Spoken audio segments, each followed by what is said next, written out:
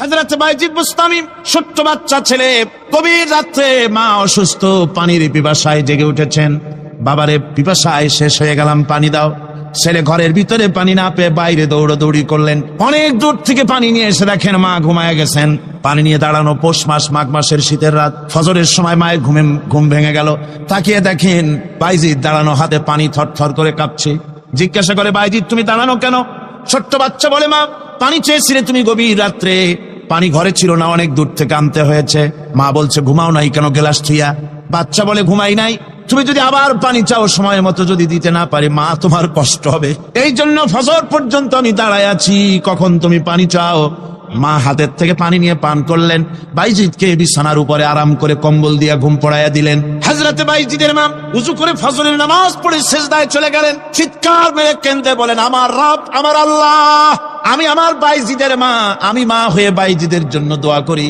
বাইজিদ আমার জন্য আজকে যা করেছে, আমি মা, আমার কলিজা ঠান্ডা হয়ে গেছে। আয় আল্লাহ, আমি বাইজিদের জন্য দোয়া করি, তুমি তাকে সুলতানুল আরিফিন বানাইয়া দিও। মঞ্জুর হয়ে গেল আল্লাহ পাকের কাছে দোয়া।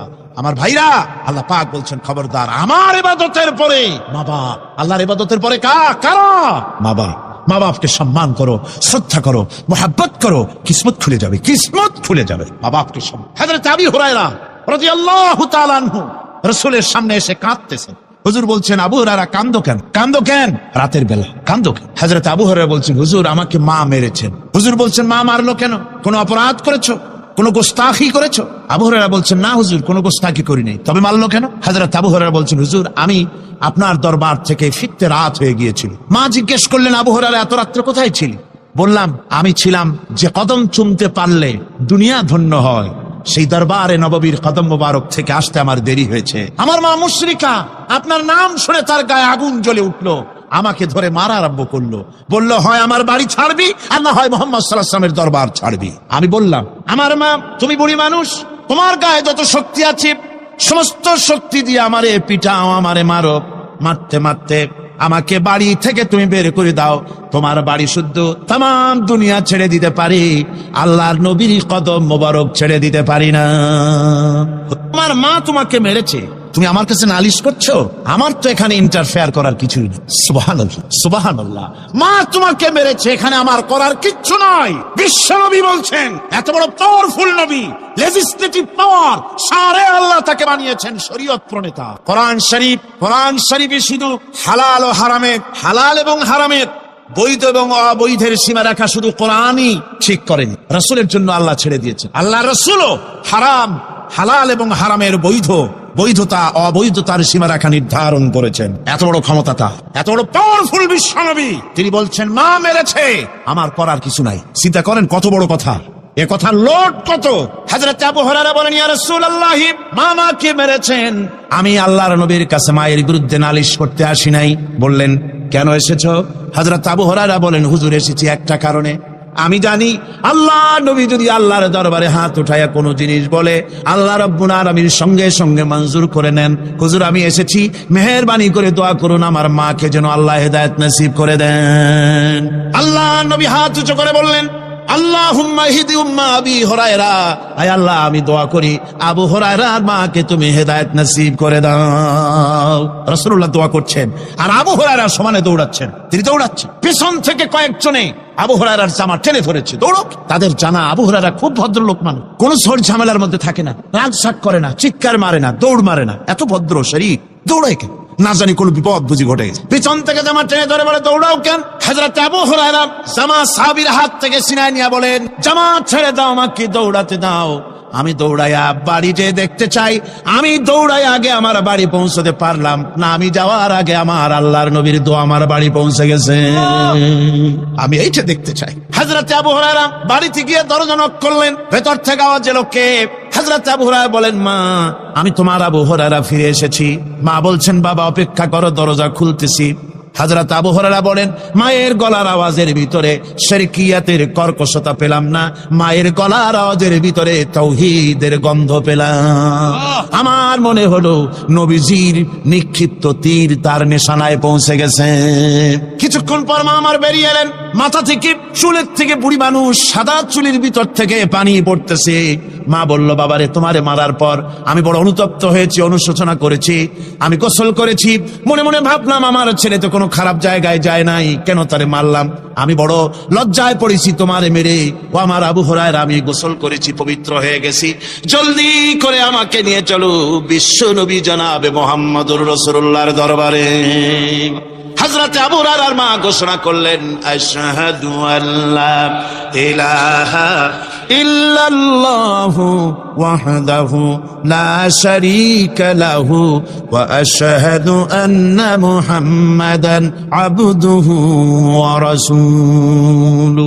আমার ভাইরা, মা বাপ সবচেয়ে সম্মানের জিনিস। আল্লাহর ইবাদতের পরই মা বাপের খেদমত করতে হবে। আল্লাহ পাক বলছেন, বান্দারে দেখ, মায়ের পেট থেকে আনলাম, মায়ের বুকের মধ্যে মহব্বত পয়দা করলাম, এত মহব্বত দিলাম তোর উপরে, যে কোনো বিদেশে যান, যেখানে যান, বাড়িতে ফিরলে পরে সকলে ছেলে মেয়ে ভাই বোন সবাই দেখবে সুটকেসে আমার জন্য আনছে কি, সবাই চিন্তা করবে আমার জন্য কি এনেছে। একমাত্র মা সন্তানের মুখের দিকে তাকাবে, কখন খাইছে। সুবহানাল্লাহ, সুবহানাল্লাহ, আমার বাসার মুখখানা শুকনা, তুই বুঝি আজকে কিছু খাইস নাই। বিদেশে যেসব সন্তান থাকে, মা কাটা কবুতরের মতো ছটফট করে। আমার ছোটবেলার কথা আমি দেখেছি, সরসিরা মাদ্রাসা পড়তাম, আব্বা টাকা দিতেন মাদ্রাসায় যাওয়ার সময়, আবার মা আবার মুরগির ডিম বিক্রি করা, বিভিন্ন জিনিস বিক্রি করা বা বাজার করার পয়সা, উদ্বৃত্ত কিছু পয়সা আব্বার অজান্তে আমার হাতের মুঠার মধ্যে দিয়ে দিতেন। যখন মাদ্রাসার দিকে রওনা হয়েছি, পর্দার আড়াল থেকে দরজা থেকে দেখতাম, যতক্ষণ তাকায় দেখতেছি চোখ থেকে পানি দল করে পড়তেছে। সুবহানাল্লাহ, মা কি জিনিস! আল্লাহ আল্লাহ আল্লাহ। বিদেশে যদি কারো সন্তান মারা যায় সবার জানা লাগে। কবি বলতেছেন, বিদেশে বিরাজ্যে যার পুত্র মারা যায়, পশু পক্ষী না জানিতে আগে জানে মা। মায়ের কলিজার তারে টান লেগে যায়, মা বুঝতে পারে আমার সন্তানটা নাই। আহারে মা! আমার বন্ধুগণ, মা যার বেঁচে আছে বেয়াদবি করেছেন, পাও ধরে মাপ নিয়ে নেবেন, পাও ধরে মাপ নিয়ে নেবেন। মা তো পাও ধরে দেখবেন মাফ করে দিবে। সুবহানাল্লাহ, সুবহানাল্লাহ, কত দরদ তার বুকের মধ্যে। আর মা বাপকে সম্মান করুন। যাক, এ বিষয়ের উপরে আমি আর যেতে চাই না, শুধু আমি আপনাদের বললাম, এই বিশাল জনতাকে বললাম, সবচাইতে বড় পীর আপনার জন্য আপনার মা বাপ। সবচেয়ে বড় পীর কে? মা বাপ। সন্তুষ্ট করেন, রুজিতে অভাব ঘটবে না, কোন মাজারে গিয়ে সেজদা দেওয়া লাগবে না, আল্লাহর কসম মাজারে যাই চাওয়া লাগবে না। মা বাপকে খেদমত করেন, মা বাপকে খুশি করেন, মা বাপকে খাওয়ান, হাদিয়া দেন, মা বাপ খুশি, রুজিতে বরকত হবে, ব্যবসায় বরকত হবে, ঋণগ্রস্ত থাকবেন না, সম্মান আল্লাহ বাড়ায় দিবেন। সুবহানাল্লাহ বিহামদি। রাসূলুল্লাহর হাদিস। খামোখাই মাজারে গিয়ে মরেন আপনারা। কোথায় মাজার, ওরস, নরস শরীফ, কেরাবি শরীফ, কত কিছু শরীফ, এসব শরীফ রাখতেন। আল্লাহ, রাসূল, মা বাপ, ওলিউল্লাহ যারা, তাদের দোয়া মঞ্জুর হয়, তাদের দোয়া মঞ্জুর হয়। আল্লাহ পাক ওলিউল্লাহদের মধ্যে বহুত রেখেছেন, দোয়া আল্লাহর দরবারে কবুল হয়ে যায়। কিন্তু মা বাপের বেলায় কোনো সন্দেহ নেই, ওলিউল্লাহর দোয়া আপনার জন্য কবুল হইতেও পারে, নাও হইতে পারে, কিন্তু মা বাপের দোয়া কবুল হবেই। কোন সুবহানাল্লাহ বিহামদি। আমি কিন্তু কোন ওলিউল্লাহকে অশ্রদ্ধা করছি না, তাই করছি নাকি? না, ওলিউল্লাহদের মর্যাদা অনেক অনেক, কিন্তু আমরা ভুল করি। যেখানে গেলে 16 আনা পাবো, সেখানে না গিয়ে 4 আনা পাওয়ার সম্ভাবনা আছে, ওইখানে যাই, এইটা করি ভুল। এই জন্য আমি অনুরোধ করব, মা বাপকে সম্মান করবেন। আল্লাহ পাক বলছে, খালাকাল ইনসানা আল্লামাহুল বায়ান। আমি মানুষকে সৃষ্টি করেছি। কেমনে সৃষ্টি করলাম তা তো এতক্ষণ বললাম। এইভাবে করে মানুষ সৃষ্টি করেছি। দেখো, তোমার নিজের দিকে তাকাও। ফালয়ানজুরিল ইনসানু মিম্মা খুলিক। কিভাবে মানুষ তোমাকে সৃষ্টি করা হলো, একবার তাকায় দেখো, তোমার শরীরের দিকে একটু তাকায় দেখো তো, কেমনে আমি বানাইলাম, কিভাবে তৈরি করলাম, লক্ষ্য করো। এই যে মাথা, এই মাথাটার ভিতরে আছে কি? মগজ, ব্রেইন। বিজ্ঞানীরা বলেছেন এতে 1000 মিলিয়ন নার্ভ সেলস আছে এর মধ্যে। 1000 মিলিয়ন নার্ভ সেল। সেল হচ্ছে CELL, সেল। সেল মানে কোষ। এই 1000 অনুভূতি কোষ, 1000 মিলিয়ন অনুভূতি কোষ রয়েছে মাথার ভেতরে। মস্তিষ্কের এসব কোষগুলি, এসব সেলগুলি, তার মধ্যে আবার আছে নার্ভ ফাইবার, অর্থাৎ সূক্ষ্ম নার্ভ সুতা। সমগ্র শরীরের মধ্যে তা ছড়িয়ে দেওয়া আছে। এই সূক্ষ্ম সুতার মাধ্যমে ঘন্টায় 70 মাইল বেগে শরীরের প্রত্যেকটা অঙ্গ প্রত্যঙ্গের খবর মস্তিষ্কের মধ্যে চলে যায়। সুবহানাল্লাহ। আপনার পায়ে যদি কাটা ফোটে, শরীরে যদি ব্যথা লাগে, ঘন্টায় 70 মাইল বেগে সূক্ষ্ম সূক্ষ্ম যে তারগুলি আল্লাহ দিয়েছেন, ওই তারের মাধ্যমে আপনার মাথায় চলে যায়, মস্তিষ্কে গেলে পরে তড়িৎ গতিতে সিদ্ধান্ত হয় কাঁটা তুলতে হবে। অথবা একটা সাপ দেখেছেন, সাপ প্রথম চোখ দিয়ে দেখলেন, চোখ, এই চোখের ভিতরে আপনার 130 মিলিয়ন লাইট রিসেপ্টর আছে, অর্থাৎ বিভিন্ন দৃশ্যকে, ছবিকে ক্যাচ করার মতো 130 মিলিয়ন লাইট রিসেপ্টর গ্রহণযোগ্য মেশিন রয়েছে চোখের ভিতর। চোখ দিয়ে সাপ দেখলেন, চোখের ভিতরে রয়েছে আবার অসংখ্য তার, এই অসংখ্য তার ব্রেনের সঙ্গে জুড়ে দেওয়া আছে। চোখ সাপ দেখলো, 70 মাইল বেগে প্রতি ঘন্টায় এই খবর তড়িৎ প্রবাহের মতো মস্তিষ্কের ভেতরে চলে গিয়েছে। মস্তিষ্ক সঙ্গে সঙ্গে ডিসিশন দিচ্ছে, দৌড় মারো, অথবা লাঠি হাতে নাও, অথবা যে কোনো একটা পজিশন তাকে সাথে সাথে সিদ্ধান্ত দিয়ে দিচ্ছে। জোরে বলেন সুবহানাল্লাহ। এই অনুভূতি শক্তি যদি আল্লাহ পাক না দিতেন মানুষের শরীরে, পায়ের মধ্যে পাথর ঢুকলে, কাঁটা তো কাঁটা, পাথর ঢুকলেও টের পাইতাম না। আল্লাহ পাক এই ব্যবস্থা করে দিয়েছেন মস্তিষ্কের মধ্যে এতগুলি সেল, প্রত্যেকটা সেলের আলাদা আলাদা কাজ। সুখ, দুঃখ, ভালোবাসা, মোহাব্বত, আনন্দ, স্বাদ ইত্যাদি জিনিসের অনুভূতি মস্তিষ্কের ভেতর থেকেই হয়, এখানে সেগুলি রেখে দেওয়া হয়েছে। তারপরে রয়েছে এই মস্তিষ্কের ভেতরে মেমোরি, স্মৃতি, স্মৃতি শক্তি। দেখুন এই যে টেপ রেকর্ডারে ওয়াজগুলি রেকর্ড হচ্ছে, তাফসীর রেকর্ড হচ্ছে, কিছুদিন পর ওই রেকর্ডের উপরে আরেকটা কথা যদি উঠান, তাহলে প্রথম কথা থাকবে, প্রথম গান বা ওয়াজ থাকবে, নষ্ট হয়ে। কিন্তু আল্লাহ রাব্বুল আলামিন আপনার আমার মাথার ভিতরে এমন এক ফিতা দিয়ে দিয়েছেন, এমন একটা মেমোরি ফিতা দিয়েছেন, যেই ফিতার ভিতরে হাজার হাজার, লক্ষ লক্ষ, কোটি কোটি সমস্ত কথাগুলি ধরবে, আপনি মুখস্থ করতে পারবেন। আগে যা মুখস্থ করেছেন, পরে মুখস্থ করলে পরে আগেরটা মুছে যাবে না। সুবহানাল্লাহ।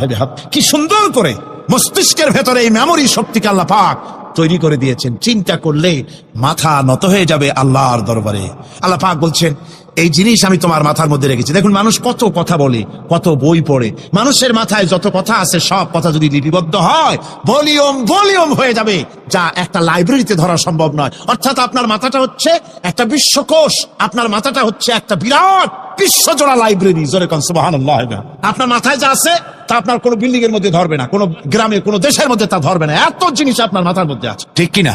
এরপরে আল্লাহ পাক একটা চোখ আমাদের দিলেন। আল্লাহ রাব্বুল আলামিন বলেন, আলাম নাজআল লাহু আইনাইনি ওয়া লিসানান ওয়া শাফাতাইন ওয়া হাদাইনাহুন নাজদাইন। আমি কি তোমাদেরকে দুটি চক্ষু আর জিহ্বা, আর তোমাদেরকে আমি কি তোমাদের দুটি চক্ষু, দুটি ঠোঁট আর জিহ্বা কি আমি তোমাদের দেই নাই, যা দিয়া তোমরা দেখতে পাও, যা দিয়া তোমরা অনুভূতি, মাথার ভিতরে অনুভূতি জাগে। এই যে দুটো চোখ দিলাম, সুবহানাল্লাহ, সুবহানাল্লাহ বলে, দুটি চোখ আছে বলে এই সুন্দর পৃথিবী দেখতে পাই।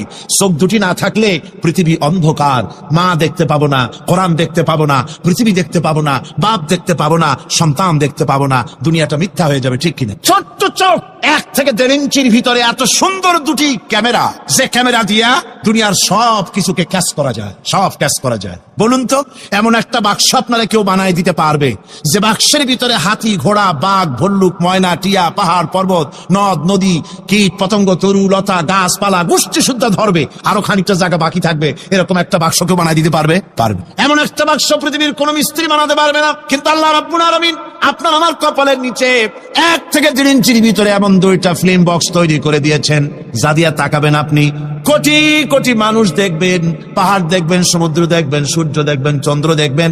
এত কিছু দেখার পরেও চোখের ভিতরে আরো খানিকটা জায়গা ফাঁকা থেকে যায়। কি বিরাট নিয়ামত এই চোখ আল্লাহ পাক আমাদেরকে দান করেছে। এই চোখকে হেফাজতের জন্য আবার চোখের উপরে সানসেট তুলে দেওয়া আছে। সানসেট ভুরু, আল্লাহ ভুরু লাগাই দিয়েছেন, নিচে একটু হাড় জায়গায় দিয়েছেন, উপরে সানসেট, ভেতরে চোখ, যাতে করে বল এসে লাগলে পরে চোখটা গলে না যায়, আছাড় খেলে পরে চোখটা গলে না যায়, চোখটাকে সেফ সাইডে রেখে দিয়েছেন আল্লাহ পাক সুবহানাহু ওয়া তাআলা। আল্লাহ পাকের কাছে শুকরিয়া তো আদায় করলাম না, আদায় করি। আসুন পড়ি আমরা সবাই, আলহামদুলিল্লাহি রাব্বিল আলামিন। আল্লাহ পাক বলেন, আলাম নাজআল লাহু আইনাইনি ওয়া লিসানান ওয়া শাফাতাইন। জিহ্বা দিলাম আমি তোমাকে, এই জিহ্বার ভিতরে 3000 আস্বাদন স্তর আছে। বিজ্ঞানীরা বলেছেন একটা জিহ্বার মধ্যে 3000 আস্বাদন স্তর আছে। প্রত্যেকটি স্তরের সাথে মস্তিষ্কের সাথে তার লাগানো আছে। জিহ্বায় সব জিনিসের টেস্ট নেবে, আর তার অনুভূতি, তার স্বাদটা ওখানে টের পাবে মস্তিষ্কের ভেতরে। এই জিহ্বা আল্লাহ পাক দান করে দিলেন মুখের মধ্যে, সুবহানাল্লাহ বিহামদিহি। সব রকমের স্বাদ পান না একরকম, জিলাপির স্বাদ একরকম, রসগোল্লার স্বাদ আর এক রকম, ছানার স্বাদ আর এক রকম, বেলের স্বাদ একরকম, তালের স্বাদ আর এক রকম, মুরগির স্বাদ একরকম, খাসির স্বাদ আর এক রকম, লট্টা ফিশের স্বাদ একরকম, শুটকির স্বাদ আর এক রকম, কোরাল মাছের স্বাদ আর এক রকম, শাকের স্বাদ আর এক রকম। হাজার হাজার খাদ্য দ্রব্যের স্বাদ এক জিহ্বা দিয়ে আল্লাহ রব্বুল আলামিন নেওয়ার তৌফিক দিলেন। খলাকাল ইনসান, কি সুন্দর করে মানুষ বানালাম। দেখিস না, শুকরিয়া আদায় করিস না, এগুলি দেখবি আর শুকরিয়া আদায় করবি কি সুন্দর করে আমি আল্লাহ তোমাকে সৃষ্টি করি। শুধু তাই নয়, আল্লাহ পাক বলেন, ইয়া আইয়ুহাল ইনসানু মা গাররাকা বিরাব্বিকাল কারীম। ও মানুষ, কোন জিনিস তোমাকে ধোকায় ফেলে দিল তোমার মহান প্রভুর ইবাদত থেকে, গোলামি থেকে? কোন জিনিস তোমারে ধোকায় ফেলে দিল? কেন ধোকায় পড়ে গেলে? কোন খোদা? আল্লাযী খালাকাকা ফাসাওয়াকা ফাআদালাক ফি আইয়ি সূরাতিন মা শাআ রাক্কাবাক।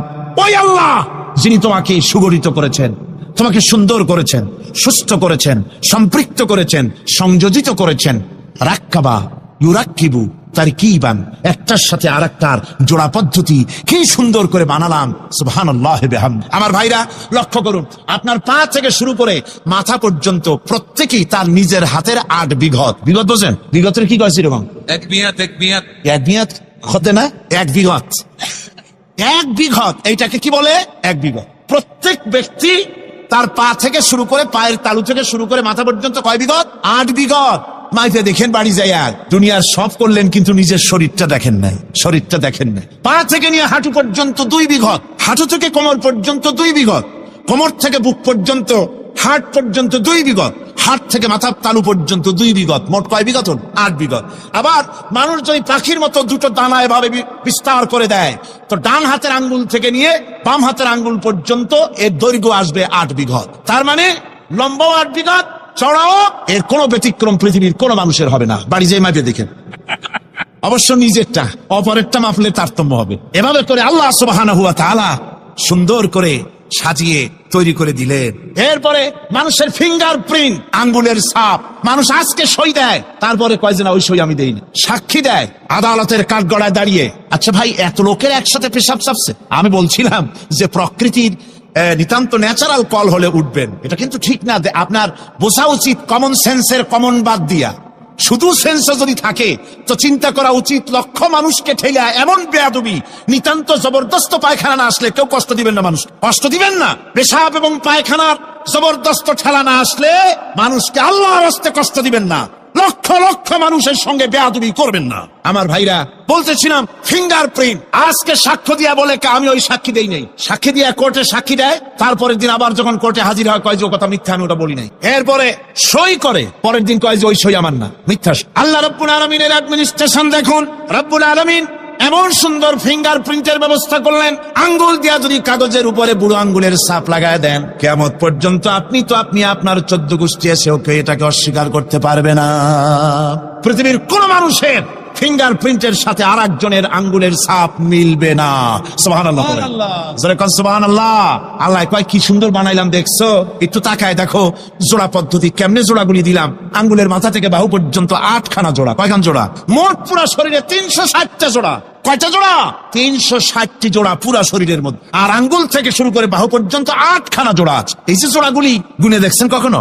না, গোনা হয় না। এ দিয়ে হাতাহাতি, মারামারি, ঘুষাঘুষি এই তো করি, গুনে দেখার সময় কই? আল্লাহর নবী বলেছেন, আল্লাহ রাব্বুল আলামিনের সৃষ্টি নৈপুণ্যতার উপরে কেউ যদি 1 ঘন্টা চিন্তা করে, আল্লাহ রাব্বুল আলামিন তার আমলনামায় 60 বছরের নফল ইবাদতের সওয়াব লিখে দেন। 60 বছরের নফল ইবাদতের সওয়াব লেখা যাবে আল্লাহর এই সৃষ্টি নৈপুণ্যতার উপরে চিন্তা করলে। এই যে জোড়াগুলি দেখেন, হাত, আঙ্গুলের ভিতরে জোড়া আছে, কবজায় জোড়া আছে, কনুইতে জোড়া আছে। কনুইতে যদি কবজা না থাকতো, আপনি খাবার খেতেন, খাবার মুখের দিতে পারতেন না, হাত তো ক্লোজ হবে না, যেহেতু এখানে কবজা নাই, এটা ক্লোজ হবে না। এখানে যদি কবজা না থাকে তাহলে হাতটা হবে একখান লাঠ, অথবা বড় জোর এটাকে বলতে পারেন একখান কাঁটা চামচ। এই কাঁটা চামচ দিয়া একজন আর একজনের খাওয়াই দিবেন মাত্র, নিজেরটা নিজে খাওয়া যাবে না। তা আবার আঙ্গুলে যদি কবজা না থাকে অপরকে খাওয়াইতে গিয়ে কাঁটা চামচের 2 আঙ্গুল কারো নাকের সেরার মধ্যেও ঢুকে যেতে পারে। এত সুন্দর করে আল্লাহ বানালেন, কত বড় কারিগর তিনি, সুবহানাল্লাহ, কত বড় কারিগর আল্লাহ রাব্বুল আলামিন। তাই বলেন, ইয়া আইয়ুহাল ইনসানু মা গাররাকা বিরাব্বিকাল কারীম। কোন জিনিস তোমাকে ধোঁকায় ফেলে দিল ওই মহান আল্লাহ রাব্বুল আলামিনের ইবাদত থেকে, গোলামি করা থেকে? কি সুন্দর করে বানালাম। আমার ভাইরা, আমার নিজের জীবনের এক দৃষ্টান্ত আমি প্রায় বলি লোকদেরকে। ছোটবেলায় মাদ্রাসা থেকে বাড়ি ফিরতেছি, তখন গয়নার নৌকা, লঞ্চ নাই, নৌকা। সেই নৌকা বিরাট লম্বা নৌকা, 4-5 জনে দাঁড় বায়, বড় বড় লম্বা লম্বা দাঁড়, শিপ নৌকা, খুব লম্বা নৌকা। এই নৌকাগুলি প্যাসেঞ্জার বহন করে। স্টেশন আসতে পরে ঢোল পিটায়, মানুষ এসে ওঠে। রাতের বেলায় চলতে হয়, রাতে এগুলো চলতো বেশি, আজকাল এগুলি আর নাই। সেই নৌকার মাঝখানে থাকতো বাঁশপোতা, 2 দিকে মানুষ শোবে, নৌকার 2 দিকে মাথা দিয়ে, একদিকে পা দিয়ে শোবে। ছাত্র জীবন, শুয়ে আছি এরকম করে, কিন্তু পা লম্বা করা যায় না। পা লম্বা করলে আর একজনের বুকের উপরে গিয়ে ওঠে। এভাবে করে পা কতক্ষণ গোটো করে রাখা যায়? কিছুক্ষণ পর মনের মধ্যে চিন্তা জাগলো যে আল্লাহ, হাঁটুতে তো ব্যথা করতেছে, এই হাঁটুগুলি যদি নাট বল্টুর মতো মোড়ায় খোলার সিস্টেম করে দিতে, তাহলে তো এখন কষ্ট হতো না। ঠ্যাংডারে মোড়াইয়া খুলিয়া তারপরে ব্যাগের মধ্যে ভরিয়া বালিশের কাজ হতো, ঠ্যাংও ব্যথা করতো না। ছাত্র হলে যত চিন্তা মাথার মধ্যে আসে, এইসব চিন্তা, কেনুর মধ্যে একটা মুড়ি পেঁয়াজ হলে ভালো হইতো, এইসব চিন্তা করতেছে। চিন্তা করে করে এক ফাঁকে ঘুম এসে গেল। সকালবেলায় নৌকা যখন ফিরেছে স্টেশনে, ঘুম ভেঙে গেল যাত্রীদের চিৎকারে। একজন বলছে আমার মানি ব্যাগ চুরি হয়েছে, আর একজন বললো আমার হ্যান্ড ব্যাগ গেছে, আর একজন বলছে আমার ব্রিফকেস গেছে, সরে নিয়ে গেছে। ওরা তো যার যার হারানো জিনিস নিয়ে ব্যস্ত। আমি তখন তওবা করতেছি যে আল্লাহ, আমার বুদ্ধিমতো যে বুদ্ধি রাত্রে করলাম, এই বুদ্ধিমতো যদি মানুষের হাতে এবং কেনুতে থাকতো নাট বল্টুর মতো করে মুড়ি পেঁয়াজ দেওয়া, আর ওইগুলি যদি থাকতো ব্রিফকেসের মধ্যে, হ্যান্ড ব্যাগের মধ্যে, তাহলে তো সকালবেলায় শুনতাম কেউ বলতো যে আল্লাহ আমার তো ঠ্যাং চুরি হয়ে গেছে, কেউ বলতো আমার তো হাত চুরি হয়ে গেছে। আল্লাহ আল্লাহ আল্লাহ আল্লাহ, আল্লাহু আকবার। আল্লাহ সুবহানাহু ওয়া তাআলা কি সুন্দর করে তৈরি করেছেন। এত হাল তারা মিন ফুতুর, আমার সৃষ্টি নৈপুণ্যতার ভেতরে কোনো ভুল দেখতে পাও? কোনো ভুল পাবে না। আমার সৃষ্টি নৈপুণ্যতার ভেতরে কোনো ভুল নাই। সুবহানাল্লাহি বিহামদিহি, সুবহানাল্লাহি বিহামদিহি। এত সুন্দর করে আল্লাহ সুবহানাহু ওয়া তাআলা মানুষ সৃষ্টি করলেন। খলাকাল ইনসান আল্লামাহুল বায়ান, তিনি মানুষকে কথা বলা শিখিয়েছেন, তিনি মানুষকে সৃষ্টি করেছেন এত সুন্দর করে, চামড়া দিয়ে, সুন্দর করে চোখ দিয়ে, চুল দিয়ে, মুখ দিয়ে, কি সুন্দর করে বানিয়েছেন। সুবহানাল্লাহ। দেখুন, পায়ের তালুর চামড়া একরকম, তলার চামড়া আর এক রকম, বুকের চামড়া একরকম, পিঠের চামড়া আর এক রকম, ঠিক কিনা কর? পায়ের উপরের যে চামড়া, ওই চামড়াটা যদি পায়ের তলায় হতো, 2 দিনও হাঁটা যেত না, প্রতি সপ্তাহে 3 বার করে হাফসুল করা লাগবে, কোন ঠিক কিনা? আল্লাহ সুবহানাহু ওয়া তাআলা যেখানে যেটা দরকার তাই দিয়েছেন। আর ওরা বলে কি, কয় যে আল্লাহ নাই, দেয়ার ইজ নো গড। ছাগল কোথাকার। গ্যাগারিন বলেছিলেন, ইউরি গ্যাগারিন প্রথম মহাশূন্যচারী, মহাশূন্য পরিভ্রমণ করে এসে বললেন যে মহাশূন্যের লক্ষ লক্ষ মাইল পরিভ্রমণ করে এলাম। মহাশূন্যে হিন্দুরা যাকে ভগবান বলে, খ্রিস্টান যাকে গড বলে, মুসলমানেরা যারা আল্লাহ বলে, এই লক্ষ লক্ষ মাইলের কোন জায়গায় অস্তিত্ব দেখলাম না। কিসের আল্লাহ, কিসের গড? নাউযুবিল্লাহি মিন যালিক। কত বড় ছাগল। তুমি দেখবা আল্লাহ রে, তুমি তো নিজের শরীরই নিজে দেখো না। আমরা কি আমাদের নিজের শরীরটা দেখি? আয়নার সাহায্য ছাড়া ঘাটটা কেমন, হিপটা কেমন, ব্যাকটা কেমন, পেছনের উরুটা দেখতে কেমন, আজ পর্যন্ত আয়নার সাহায্য ছাড়া দেখতে পারি নাই। নিজের শরীরটাই দেখতে পারি নাই, আর এই শরীরের স্রষ্টাকে দেখতে চাই। সাহস তো কম না পাগলের। আল্লাহ সুবহানাহু ওয়া তাআলা তিনি মানুষকে সৃষ্টি করেছেন, কত সুন্দর করে তিনি বানিয়েছেন। একবার লক্ষ্য করে দেখো, শুকরিয়া আসবে আল্লাহর দরবারে, মাথা নত হয়ে আসবে। কি সুন্দর করে আল্লাহ পাক বানিয়েছেন। মানুষের শরীরে কিডনি লাগবে 2টি, কিডনি লাগবে 1টা। কিডনি কি? কিডনি হচ্ছে আপনার পেশাবকে ছেঁকে বের করে দেয়, একটা দারুণ জিনিস আপনার শরীরের জন্য। কিডনি যদি ইনঅ্যাক্টিভ হয়ে যায়, হাত পায়ে পানি এসে হাত পা ফুলে আপনি মৃত্যুর দিকে এগোতে থাকবেন। এই কিডনি, এই ছাকনি মাত্র 1টা হলে চলে, কিন্তু আল্লাহ পাক ছাকনি, এই কিডনি দিয়েছেন 2টো। কটা দিলেন? 2টো। একটা যদি কখনো ডিসঅর্ডার হয়ে যায়, আর একটা দিয়ে যেন আমার বান্দা কাজ চালায় নিতে পারে। সুবহানাল্লাহ বিহামদিহি, সুবহানাল্লাহ।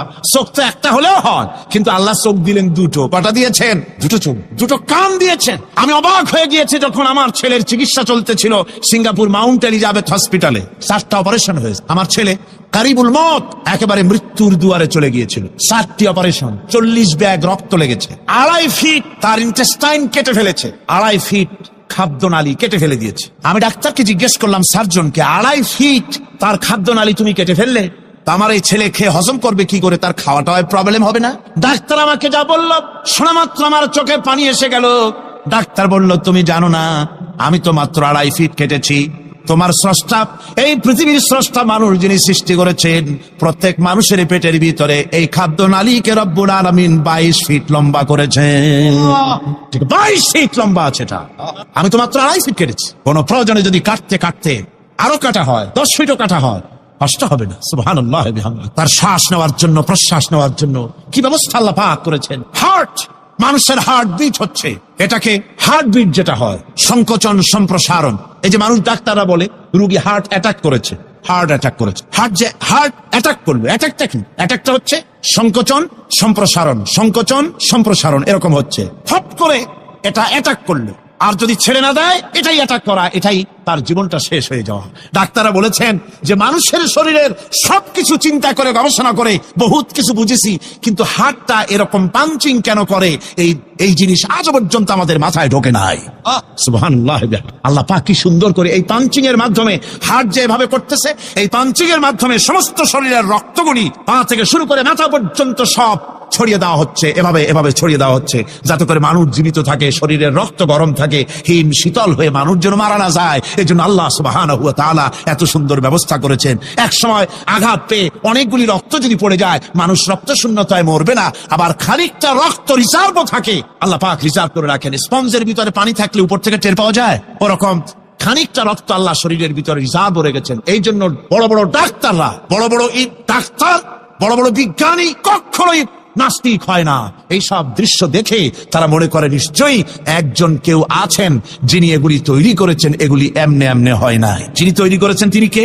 তিনি হচ্ছেন আল্লাহ সুবহানাহু ওয়া তাআলা। তিনি এগুলি সৃষ্টি করেছেন, তিনি এগুলি তৈরি করেছেন। ওই আল্লাহ পাকের কাছেই আমাদের সকলকেই ফিরে যেতে হবে। আল্লাহ রাব্বুল আলামিন তিনি বলছেন, আমি মানুষ সৃষ্টি করেছি, খালাকাল ইনসানা আল্লামাহুল বায়ান।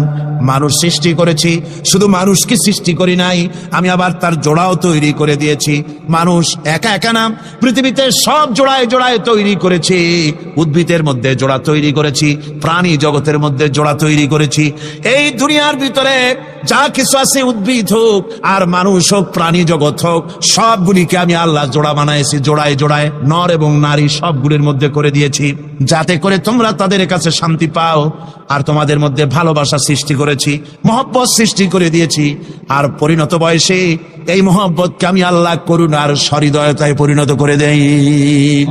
তোমার থেকে তোমার জোড়া নারী সৃষ্টি করেছি, স্ত্রী, সেই স্ত্রীর কাছে তুমি তোমার স্বস্তি শান্তি ফিরে পাবে। আর যখন বৃদ্ধ হয়ে যাবে, তখন এই ভালোবাসাটাকে আমি করুণা আর মহব্বতের মধ্যে পয়দা করে দেই। এর দ্বারা এই ভালোবাসা এবং মহব্বতের মাধ্যমে সন্তান সন্ততি পৃথিবীতে আসে, নাতি আসে, পৌত্র আসে, পৌত্রী আসে। এভাবে করে আত্মীয় স্বজন পরিবেষ্টিত অবস্থায় দুনিয়ায় মানব বংশ আমি এভাবে করে বৃদ্ধি করি। আর এরপরে মানব সৃষ্টি করে মানুষকে এক পরিবেশ সৃষ্টি করে দিয়ে তাকে কথা বলারও আমি ভাষা শিখিয়েছি। আল্লামাহুল বায়ান, মানুষকে আমি কি শিক্ষা দিয়েছি? কথা বলতে আমি শিক্ষা দিই। কথা বলার কারণেই মানুষ আর কথা বলতে পারে না বলে মানুষের সাথে পশুর সাথে এই বিরাট পার্থক্য। পশু কথা বলতে পারে না, মানুষ কথা বলতে পারে। কথা বলা হচ্ছে মানুষের একটা বিশেষ বৈশিষ্ট্য। আরে বায়ান শব্দের অর্থ শুধু কথা নয়, বায়ান শব্দের অর্থ হচ্ছে চেতনা, বুদ্ধি, অনুভূতি, প্রজ্ঞা, মেধা, চিন্তা, বিবেচনা, ইচ্ছা শক্তি, প্রতিরোধ শক্তি, এ সবগুলি বায়ানের ভিতরে সীমাবদ্ধ। যে আমি বায়ান শিক্ষা দিয়েছি, তার মানে এতগুলি জিনিস আমি তোমার মধ্যে আমি সৃষ্টি করে দিয়েছি মানুষের মধ্যে। এরপরে এ বায়ান একটি শিক্ষা। শিক্ষা বলতে বুঝায়, এই শিক্ষাটা আল্লাহ সবাইকে দিয়েছেন। মাছ সাঁতার কাটতে পারবে, পাখি আকাশে উঠতে পারবে, পাখিকে আল্লাহ ওড়ার ক্ষমতা দিয়েছেন। মুরগির বাচ্চা ডিমের থেকে বের করে পানির মধ্যে ছেড়ে দিবেন, ও সাঁতার কাটতে পারবে না। আপনি আমারে কোন মুরগির ডিমের ভিতরে মুরগির বাচ্চা, হাঁসের ডিমের ভিতরে হাঁসের বাচ্চা, সে কি করে বোঝে ডিমের কোন অংশ পাতলা, সেই অংশটা সে অপারেশন শুরু করে দেয়। সে কিন্তু সব জায়গায় ঠোকায় না। ওই ডিমের পর্দার ভিতরে একটা অংশ আছে পাতলা, সামান্য পাতলা, সেই পাতলা অংশ সে ঠুক করে একটুখানি অপারেশন করে, পর্দাটা ফেটে যায়, সেখান থেকে সে বেরিয়ে আসে। কে শিখালো যে এই জায়গায় ঠুক করে আওয়াজ কর, বেরোতে পারবি? কে শিখালো? আল্লাহ পাক শিক্ষা দিয়ে। এটা বায়ানের অন্তর্গত। মানুষকে দিয়েছেন বায়ান, ওকে দিয়েছেন শিক্ষা। হাঁসের বাচ্চা পানির ভিতরে ছেড়ে দিলে ওকে সাঁতার কাটতে হবে, কে শিখালো? আল্লাহ পাক। বাতাসে পাখিরা উড়ে বেড়ায় ডানা মেলে। আওয়ালাম ইয়ারাও ইলা তায়রি সাফাতিন ওয়া ইয়াকবিদনা মা ইউমসিকুহুন্না ইল্লার রহমান। দেখে নাকি তারা পাখিটি কেমন, মেলি দুটি লঘু ডানা উড়িয়া বেড়ায়, শূন্যের পরে নাহি তার কোনো মানা। আবার সে ডানা গুটাইয়া চলে কিন্তু পড়ে না তবু, বলকে বা তারে শূন্যে রাখিছে ভিন্ন সে এক প্রভু। প্লেনের মতো, এরোপ্লেনের মতো দেখছেন না পাখিগুলি এরকম এরকম করে ওড়ে। আবার কখনো উঠতে গিয়ে আর ডানা তোলায় না, দুটো ডানা শরীরের সাথে মিশাইয়া একেবারে রকেটের মতো উড়ে চলে যায়, কিন্তু পড়ে যায় না। কে তাকে শূন্যের উপরে রেখেছে? জোরে কন, কে রেখেছে? আল্লাহ পাক। এই ট্রেনিং আল্লাহ পাক তাকে দিয়েছেন, আল্লাহ পাক তাকে এই শিক্ষা দিয়েছেন। এই শিক্ষা, পানিতে সাঁতার কাটবে মাছ, বায়ুতে ভেসে বেড়াবে পাখি, তারপরে মানুষের চোখের পলক পড়বে, পাকস্থলী হজম করবে, এসব শিক্ষা আল্লাহই দিয়েছেন। প্রত্যেকটা জিনিসকে সৃষ্টি করেছেন, আর তার কাজটাও কিভাবে হবে তাও আল্লাহ পাক শিখিয়ে দিয়েছেন। এই জন্য শুধুমাত্র এই শিক্ষাটুকুনি নয়, মূল শিক্ষা হচ্ছে আল্লামাহুল বায়ান।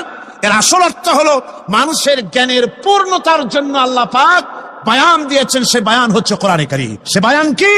কোরআন। এই কোরআন হচ্ছে মানুষের জ্ঞানের পূর্ণতা। কোরআন দিয়েই মানুষের জ্ঞান পরিপূর্ণ হয়। ওমা উতীতুম মিনাল ইলমি ইল্লা কালিলা। তোমাদেরকে খুব সামান্যতম জ্ঞান দেওয়া হয়েছে। আসল জ্ঞানের মালিক কে? আল্লাহ সুবহানাহু ওয়া তাআলা। আল্লাহ রাব্বুল আলামিন বলেন, الشمس والقمر بحسبان والنجم والشجر يسجدان। সূর্য এবং চন্দ্র একটা বিরাট একটা হিসাবের অনুসরণে বাধ্য। সূর্য আর চন্দ্র একটা হিসাবের অনুসরণে বাধ্য, এর ব্যতিক্রম হওয়ার কোনো উপায় নাই। সূর্য এবং চন্দ্র তার আপন আপন কক্ষপথে ঘুরবে, ইচ্ছে মাফিক সূর্য চন্দ্র ঘুরতে পারবে না। রাত 12টার সময় সূর্য এসে বলতে পারবে না বেটা রাত ছড়, আমি এখন উদিত হব, পারবে? পারবে না। দিনের দুপুরের সময় রাত এসে মাথা চাড়া দিয়ে জাগাতে পারবে না, দিন সরে যা, আমি এখন সবটাকে রাত বানায় দেব, পারবে না। চন্দ্র এবং সূর্য একটা নির্ধারিত একটা হিসাবের অনুসরণে তারা রয়েছে, আর এই হিসাবের নিয়ম, কঠোর হিসাবের নিয়মতান্ত্রিকতার ভেতরে থাকার কারণেই মানুষের জন্য চন্দ্র, মাস, বছর ইত্যাদি গণনা মানুষের জন্য আল্লাহ সহজ করে দিয়েছেন। আল্লাহ পাকের নবীর কাছে জিজ্ঞাসা করা হচ্ছে,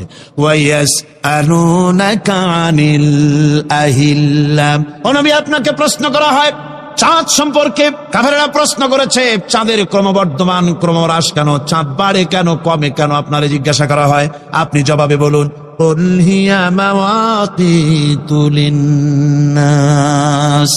বলুন এ চাঁদ হচ্ছে মাস, দিন, বছর গণনা করার জন্য, গোটা পৃথিবীবাসীর জন্য আমি একটা স্থায়ী ক্যালেন্ডার আকাশে ঝুলায় রাখছি। জোরে কোন সুবহানাল্লাহ। বিনা পয়সার ক্যালেন্ডার কে ঝুলায় রাখছেন? আল্লাহ সুবহানাহু ওয়া তাআলা। তিনি ঝুলিয়ে রেখেছেন এই ক্যালেন্ডারকে। আর এই চন্দ্র সূর্য নিজের ইচ্ছা মাফিক চলতে পারে না। আল্লাহ পাক কোরআনে কারিমে বলেছেন, আফা গায়রা দীনিল্লাহি ইয়াবগুন ওয়া লাহু আসলামা মান ফিস সামাওয়াতি ওয়াল আরদি তাওআন ওয়া কারহা। তোমরা কি আমার দেওয়া জীবন ব্যবস্থা ছেড়ে দিয়ে মানুষের তৈরি করা, অন্যের তৈরি করা মতবাদ গ্রহণ করতে চাও? ওয়ালাহু আসলামা মান ফিস সামাওয়াতি ওয়াল আরদ। অথচ আকাশে যা কিছু আছে, জমিনে যা কিছু আছে, সব আমার কি করছে? আমার হুকুম মেনে, আমার আনুগত্য করে তারা চলছে। আনুগত্যের সামনে মস্তক অবনত করে দিয়েছে। তাই তো আমরা দেখতে পাই তাল গাছে কোনোদিন বেল হয় না। হয়? চট্টগ্রামে হয় বোধহয়। তাল গাছে বেল হয়, নারকেল গাছে আম হয়, নিম গাছে লিচু হয়? হয় না। আল্লাহর সুন্নতির ভিতরে কোনো পরিবর্তন পাওয়া যাবে না। দেখুন বঙ্গোপসাগরের পানি মিষ্টি না নোনা? সবাই বলুন মিষ্টি না নোনা? বঙ্গোপসাগরের নোনা পানি জোয়ারের টানে এই বঙ্গোপসাগরের নোনা পানিগুলি পদ্মা মেঘনা যমুনার ভিতরে প্রবেশ করে মিষ্টি পানির ভিতরে। আবার ভাটির টানে পদ্মা মেঘনা যমুনার পানিগুলি, মিষ্টি পানিগুলি নোনা পানির মধ্যে গিয়া ঢোকে। মাঝখানে কোনো পার্টিশন নাই। নোনা পানি মিষ্টি পানির এলাকাকে নোনা বানাতে পারে না, আবার মিষ্টি পানিগুলি গিয়া নোনা পানিগুলিরে মিষ্টি বানাইতে পারে না। কার হুকুম পালন করে? কার হুকুম? আন-নাজমু ওয়াশ-শাজারু ইয়াসজুদান ওয়াস-সামাআ রাফাহা ওয়া ওয়াদাআল মিজান। তারকা, বৃক্ষরাজি সব সেজদায় রত। তারাই সেজদা দেয় কারে? কারে সেজদা দেয়? চাঁদ সেজদা করে কাকে? সূর্য করে কাকে, গাছপালা করে কারে? আল্লাহ পাককে সেজদা করে সবাই। সমস্ত সৃষ্টি জগতের কাজ হলো তিনটা। সৃষ্টি জগতের কাজ কয়টা? তিনটি কাজ। একটা কাজ হচ্ছে সৃষ্টি জগৎ মহান আল্লাহর উদ্দেশ্যে সিজদা করবে, তার হামদ করবে, তার তাসবিহ করবে। তিনটা কাজ, সিজদা করবে, হামদ করবে, তাসবিহ করবে। এই তিনটা কাজ হচ্ছে সৃষ্টি জগতে। গোটা পৃথিবীর সবকিছু আল্লাহ পাককে সিজদা করছে। কোরআনে কারীমে রব্বুল আলামিন বলেন, ওয়ালিল্লাহি ইয়াসজুদু মান ফিস সামাওয়াতি ওয়াল আরদি তাওআন ওয়া কারহা ওয়া যিলালুহুম বিল গুদুবি ওয়াল আসাল। আল্লাহ পাক বলেন, আকাশে যা কিছু আছে, জমিনে যা কিছু আছে, সব কিছু আমার সেজদা করে। এমনকি গাছগুলি, গাছও আমার সেজদা করে। গাছগুলি সকাল বেলায়, গাছের ছায়া সকাল বেলায় আর বিকাল বেলায় নিজের ছায়া লম্বা করে দিয়ে আমার সামনে সেজদায় পতিত হয়ে যায়। গাছগুলি আমাকে সেজদা করে, তারকা সমূহ, চন্দ্র সূর্য সব আমাকে সিজদা করে। ওয়ালিল্লাহি ইয়াসজুদু মা ফিস সামাওয়াতি ওয়া মা ফিল আরদ মিন দাব্বাতিন ওয়াল মালাইকাতু ওয়া হুম লা ইস্তাকবিরুন। আকাশ এবং জমিনে যা কিছু আছে আমার সিজদা করে। আমার সিজদা থেকে কেউ অহংকার করে না, অহমিকতা করে না। আমার সিজদা থেকে কেউ ফিরে যায় না, সবাই আমাকে সিজদা করে। সুতরাং ও মানুষ, আমার দরবারে সেজদায় মাথা নত করে দাও।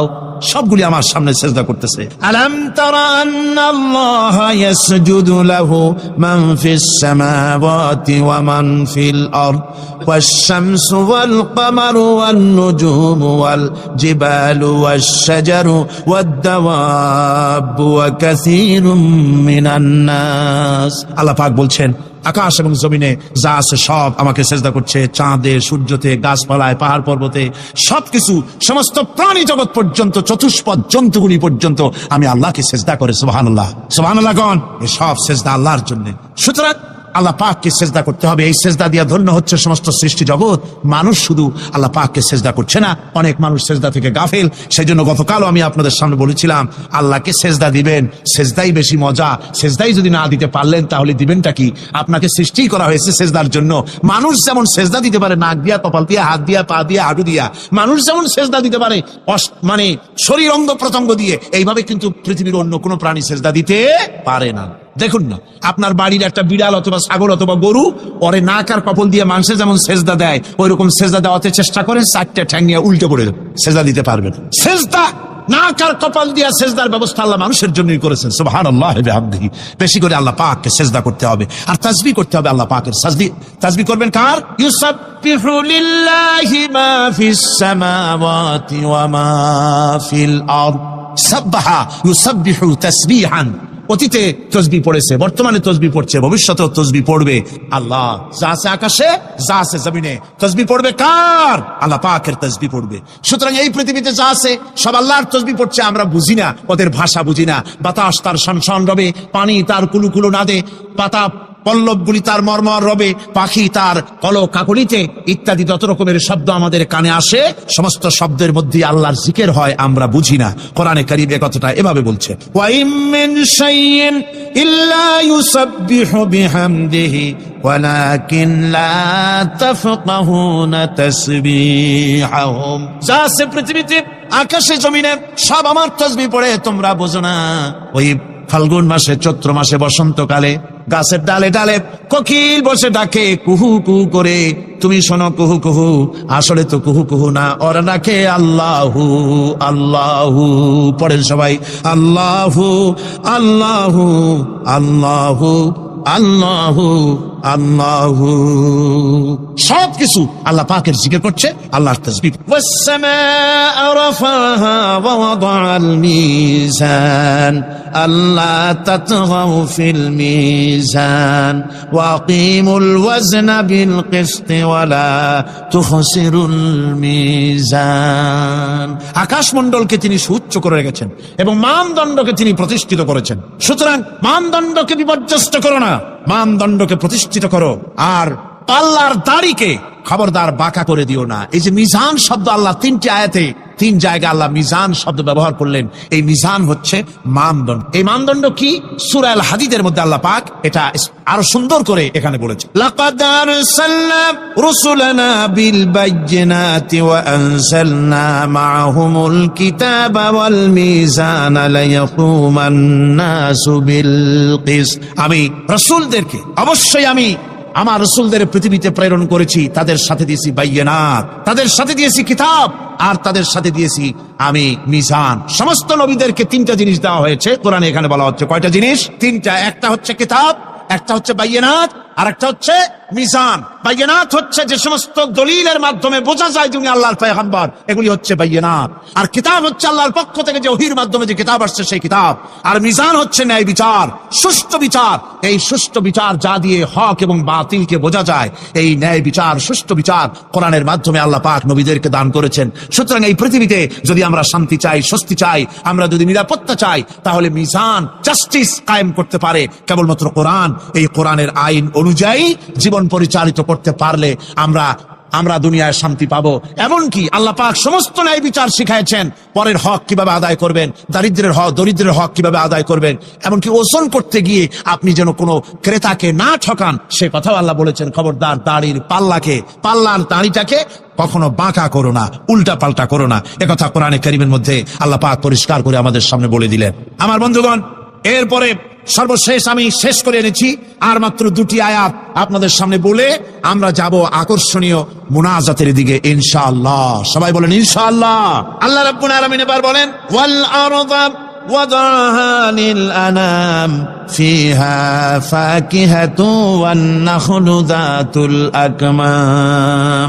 আল্লাহ পাক বলছেন পৃথিবীকে তিনি সমস্ত সৃষ্টির জন্য এই পৃথিবী বানিয়েছেন। আনাম শব্দের অর্থ হচ্ছে জীব, জানদার। যত জানদার আছে সমস্ত জানদারদের জন্য আল্লাহ পাক এই পৃথিবীকে বানিয়েছেন। অর্থাৎ যাদের প্রাণ আছে, প্রাণী সময়ের জন্য আল্লাহ যা সৃষ্টি করেছেন সেটা হলো এই পৃথিবী। এই পৃথিবী ছাড়া অন্য কোথাও কোন প্রাণী বসবাসের উপযোগী করে আল্লাহ তৈরি করেন নাই। এই পৃথিবীটা কি আল্লাহ পাক প্রাণীদেরকে বসবাসের উপযোগী করে তৈরি করেছেন। তারপরে বলছেন পৃথিবী তো তৈরি করলাম, এরপরে আমি তাদের সমস্ত খাবার দাবারের ব্যবস্থাও করেছি। খেজুরগুলিকে আমি প্যাকেট করে তোমাদের সামনে দিয়েছি, আচ্ছাদন দিয়ে দিয়েছি। খেজুরের কথা এখানে বলা হয়েছে, শুধু খেজুর নয়, খেজুর, আঙ্গুর, বেদানা, আপেল, যত খাবার আমাদের সামনে আল্লাহ দিয়েছেন সমস্ত খাবারগুলি প্যাকেট করা। জোরে বলেন, কি করা? প্যাকেট করা। কি মহব্বত করে আল্লাহ দিয়েছেন। কলা বলেন, তাল বলেন, বেল বলেন, সব খাবারগুলিকে আল্লাহ পাক প্যাকেট করে মানুষের সামনে হাজির করেছেন। কারণ ওয়ালাকাদ কাররামনা বানি আদমা, যেহেতু আদম সন্তানকে আমি সম্মানিত করেছি, তাই আদম সন্তানের সামনে, ভদ্র সম্মানিত মেহমানের সামনে যত খাবার দিলাম সব খাবারগুলিকে আমি গুছিয়ে সুন্দর করে সাজিয়ে আমি কভার করে তোমার সামনে পেশ করেছি। ওয়াল হাব্বুজুল আসফি ওয়ার রাইহান, এরপরে দানা দিয়েছি, ভুসি দিয়েছি। দানা হচ্ছে মানুষের খাবার, ভুসি হচ্ছে পশুর খাবার। এই মানুষের খাবার, পশুর খাবার সবকিছু আমি পরিবেশন করেছি। এরপর আল্লাহ বলছেন, ফাবিআইয়ি আলা'i রাব্বিকুমা তুকাযযিবান। পড়েন, ফাবিআইয়ি আলা'i রাব্বিকুমা তুকাযযিবান। আল্লাহ পাক বলছেন, কোন নিয়ামতকে, তোমার প্রভুর কোন নিয়ামতকে অস্বীকার করতে পারো? আল্লাহর কোন নিয়ামতকে অস্বীকার করতে পারবে না। এভাবে হাজারো নিয়ামত দিয়ে আমি তোমাদেরকে সমৃদ্ধ করেছি। সূরা আর রহমান একেবারে শেষ পর্যন্ত আল্লাহর এই সমস্ত নিয়ামত দিয়ে ভরা, নিয়ামতের কথা দিয়ে, রহমতের কথা দিয়ে ভরা। যেরকম সুবহানাল্লাহি বিহামদিহি। এই কোরআন, যে কোরআন আল্লাহ আমাদের শিক্ষা দিলেন, এই কোরআন অনুযায়ী দয়া করে যে কোরআন দিলেন, যাতে অর্থনীতি আছে, সমাজনীতি আছে, রাজনীতি আছে, যাতে মানুষের পারিবারিক জীবন আছে, সবকিছু যে কোরআনে আছে। এই কোরআন দিয়ে রাসূলুল্লাহ একটা সমাজ তৈরি করেছিলেন যেখানে চুরি ছিল না, ডাকাতি ছিল না, জেনা ব্যভিচার ছিল না। ওরকম একটি সমাজ বাংলাদেশে প্রতিষ্ঠিত হোক। এটা কি আপনারা চান? কারা কারা চান? দেখতে চাই। বসুন, এক মুহূর্তে বসে পড়ুন, এক মুহূর্তে বসে পড়ুন। আলহামদুলিল্লাহ, সবাই কোন আলহামদুলিল্লাহ। আদব রক্ষা করুন, আদব রক্ষা করুন। তাড়াতাড়ি বসুন, তাড়াতাড়ি। আলহামদুলিল্লাহ। আমি বুঝছি ওই এক বুড়ি আসার খেয়ে পড়ে গেছিল, বললো যে পড়লাম যখন তিনি একটু পান খায়নি, মানে স্লোগানের সুযোগ যখন পাইলাম একটু দাঁড়ায় কোমরটা সোজা করে নি। মন্দ না, ভালোই করেছে। তবে এখন মোনাজাত হতে যাচ্ছে। কি হতে যাচ্ছে? 5 দিনের তাফসীরুল কোরআন মাহফিলের মোনাজাত। খবরদার, মাহরুম হবেন না কেউ। আশাটাই ব্যর্থ হয়ে যাবে। আদ-দুআউ মুখুল ইবাদা, ইবাদতের মগজ কি? জোরে কোন কি? এরপর আর কাউকে হাঁটতে দিবেন না, সব যার যার জায়গায় বসে, যার যার জায়গায় বসে পড়ুন, মুনাজাতে শরীক হওয়ার জন্য প্রস্তুতি গ্রহণ করুন। আল্লাহ সুবহানাহু ওয়া তাআলা তিনি আমাদের জন্য কোরআন দান করেছেন। এই কোরআনী সমাজ গঠনের জন্য আমাদেরকে ঐক্যবদ্ধ হতে হবে। কোরআনের সমাজ গঠন করতে চান? রাসূল করিম সাল্লাল্লাহু আলাইহি ওয়াসাল্লাম এই কোরআন দিয়ে সমাজ গঠন করেছিলেন। সেই সমাজে চুরি ছিল না, ডাকাতি ছিল না, জেনা ছিল না, ব্যভিচার ছিল না। সেই সমাজ প্রতিষ্ঠা করতে গিয়ে রাসূলুল্লাহকে রক্ত দিতে হয়েছিল। একবার একজন দরবেশ সাহেব রাস্তা দিয়ে যাচ্ছেন, প্রতিমধ্যে তিনি দেখতে পেলেন নদী থেকে এক কলসি পানি নিয়ে এক যুবতী সুন্দরী মেয়ে রাস্তা বেয়ে যেতেছে। দরবেশ সাহেব দাঁড়ায় গেলেন আর ওই যুবতীর দিকে এক নজরে তাকাচ্ছেন, চোখে পলক দেয় না। এরপরে যুবতী থমকে দাঁড়ায় গেল। আধা বুড়া মানুষ, দাড়ি অর্ধেক পাইকে গেছে, দেখতে দেখায় খুব বুজুর্গ মানুষ, কিন্তু রাস্তায় আমার একা পায়া এমনি করে তাকিয়ে আছে আর চোখ দিয়েও তো পানি পড়ে। ব্যাপারটা কি? দরবেশ কান্দে কেন? প্রতিমধ্যে আমাকে একা পেয়ে দরবেশ কাঁদে কেন, তাকিয়ে আছে কেন? মহিলার চিন্তা জাগলো। শেখ সাদী রহমতুল্লাহ আলাইহি ঘটনা লিখেছেন, বাংলায় কবিতার অনুবাদ করেছেন। একদা সুখদায়ক প্রমোদাবদন, দর্শন করি মম ঝরিল নয়ন। হেসে কহে সেরূপসী সবিস্ময় মন, কহ দেখি মহাশয় কহ কি কারণ। বিষয়ে বিরাগী তুমি ভুবনে প্রচার, কি হেতু জন্মিল তব মানস বিকার। যুবতী মেয়েটি বলছে, ওগো দরবেশ সাহেব, হুজুর সাহেব, আমি একটা যুবতী মেয়ে লোক, রাস্তায় আমাকে একা পেয়ে আপনি আমার দিকে তাকায় আছেন আর কাঁদতেছেন। এই বৃদ্ধ বয়সে ভীমরতি হলে কেন? আমাকে দেখে কাঁদেন কেন আর এক নজরে কেন তাকায়ছেন? কারণটা কি? কি কুমতলব আছে? দরবেশ সাহেব বলছেন, হেসে কহিলাম বালে করহ শ্রবণ, নেত্র ঝরে তবু হেতু ভেব না এমন। হে রূপসী মেয়ে, তোমার জন্য আমি কান্দি, একথা একবারও চিন্তা করো না। যে শিল্পী রচিল ওই সুধাংশু বদন, তাহার তরে ঝরে নেত্র নয়নে জীবন। তোমার প্রেম পাওয়ার জন্যে তোমাকে দেখে লোবাতুর এবং কামুক হয়ে তোমার দিকে তাকায় কান্দি, একবারও ভেবো না। আল্লাহর কসম আমি কাঁদতেছি, তোমার এত সুন্দর স্বাস্থ্যের চেহারা যে আল্লাহ রাব্বুল আলামিন বানায় দিলেন, না জানি সেই আল্লাহ কত সুন্দর।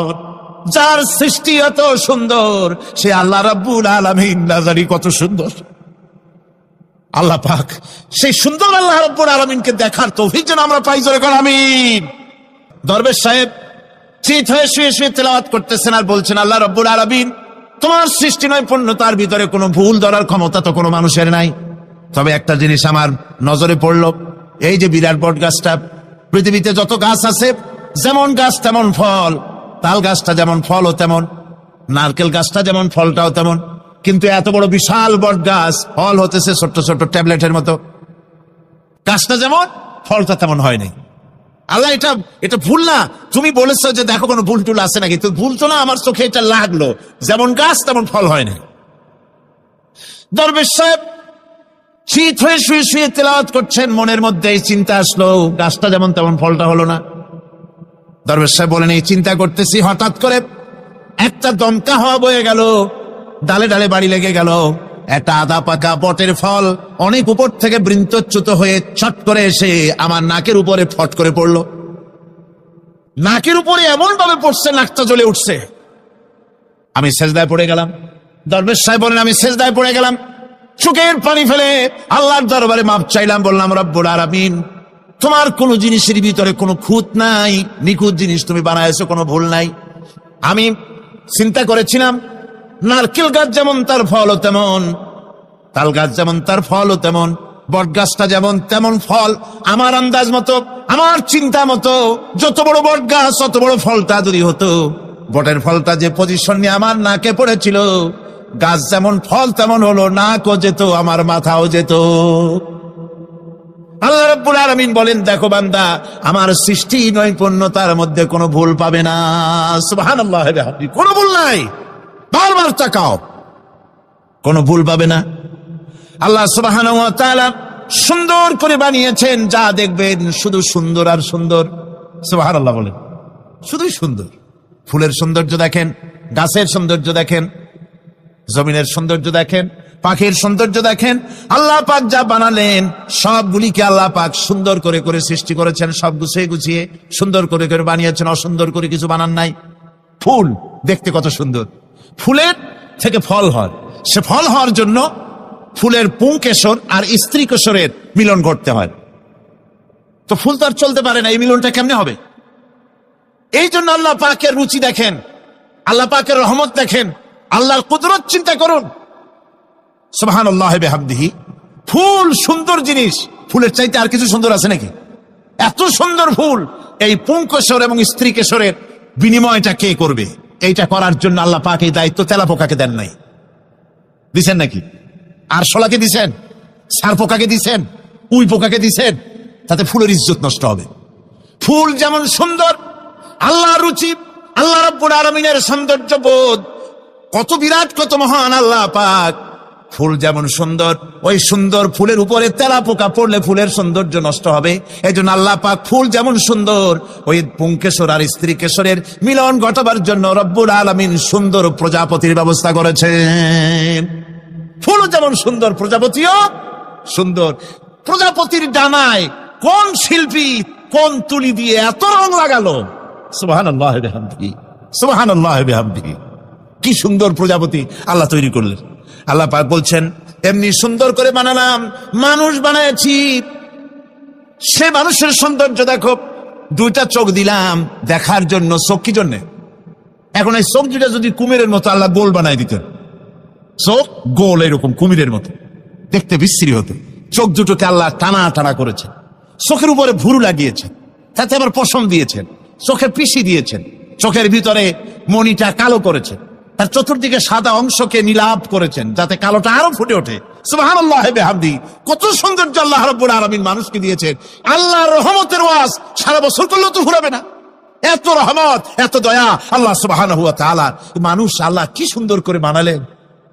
এবং দিনের পার্থক্য, মানুষের জীবনকে জীবন পদ্ধতিকে দুই ভাগে বিভক্ত করেছে, রাত এবং দিন। দেখেন আল্লাহর রহমত এবং কুদরত সব জায়গায়। রাত এবং দিন মানুষের জীবন চলার পথকে, জীবন পদ্ধতিকে কয় ভাগে ভাগ করেছে? দুই ভাগ। আল্লাহ পাক বলেন, ওয়াজআলনাল লাইলা লিবাসা ওয়াজআলনান নাহারা মাআশা। আমি রাতকে করেছি শান্তির বাহন, রাতকে করেছি আচ্ছাদন, শান্তির বাহন, আর দিনকে করেছি রোজগার করার জন্য।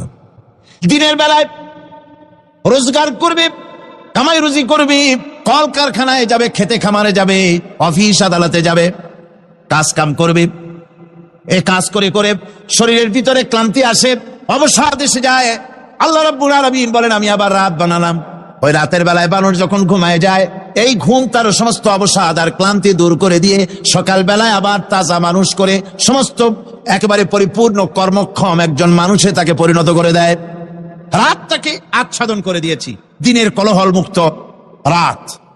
সূর্যের আলোর ঝলকানি, তীব্র আলো নাই, চিৎকার নাই, আওয়াজ নাই। রাতের একটি অন্ধকার চাদর পরিয়ে দিলাম এই পৃথিবীর উপরে, রাতের একটি অন্ধকার চাদর পৃথিবীর উপরে পরিয়ে দিলাম। কোলাহল মুক্ত পৃথিবী এখন, সূর্যের তীব্র আলো আর নাই। এখন আরামে তুমি ঘুমিয়ে যাও, ঘুমাও, আবার সকালবেলা উঠে তুমি কাজ করবে।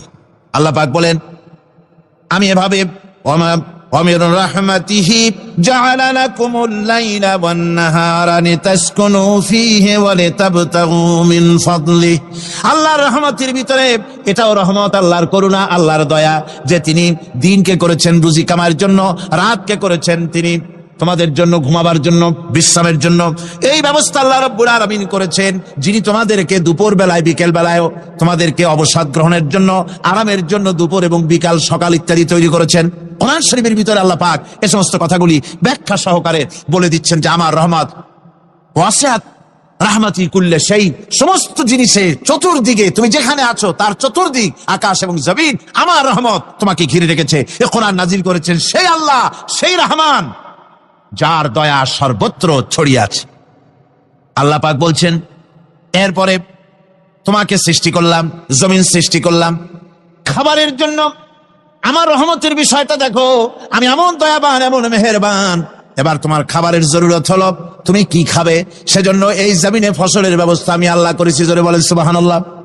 জমিন শুকায় গেছে, বৈশাখ মাসের, জ্যৈষ্ঠ মাসের প্রচন্ড রৌদ্রের তাপে জমিন শুকায় গেছে, এই জমিনে তুমি ফসল ফলাবে কি করে যদি না পানি দিয়ে জমিনটারে ভিজায় দেই?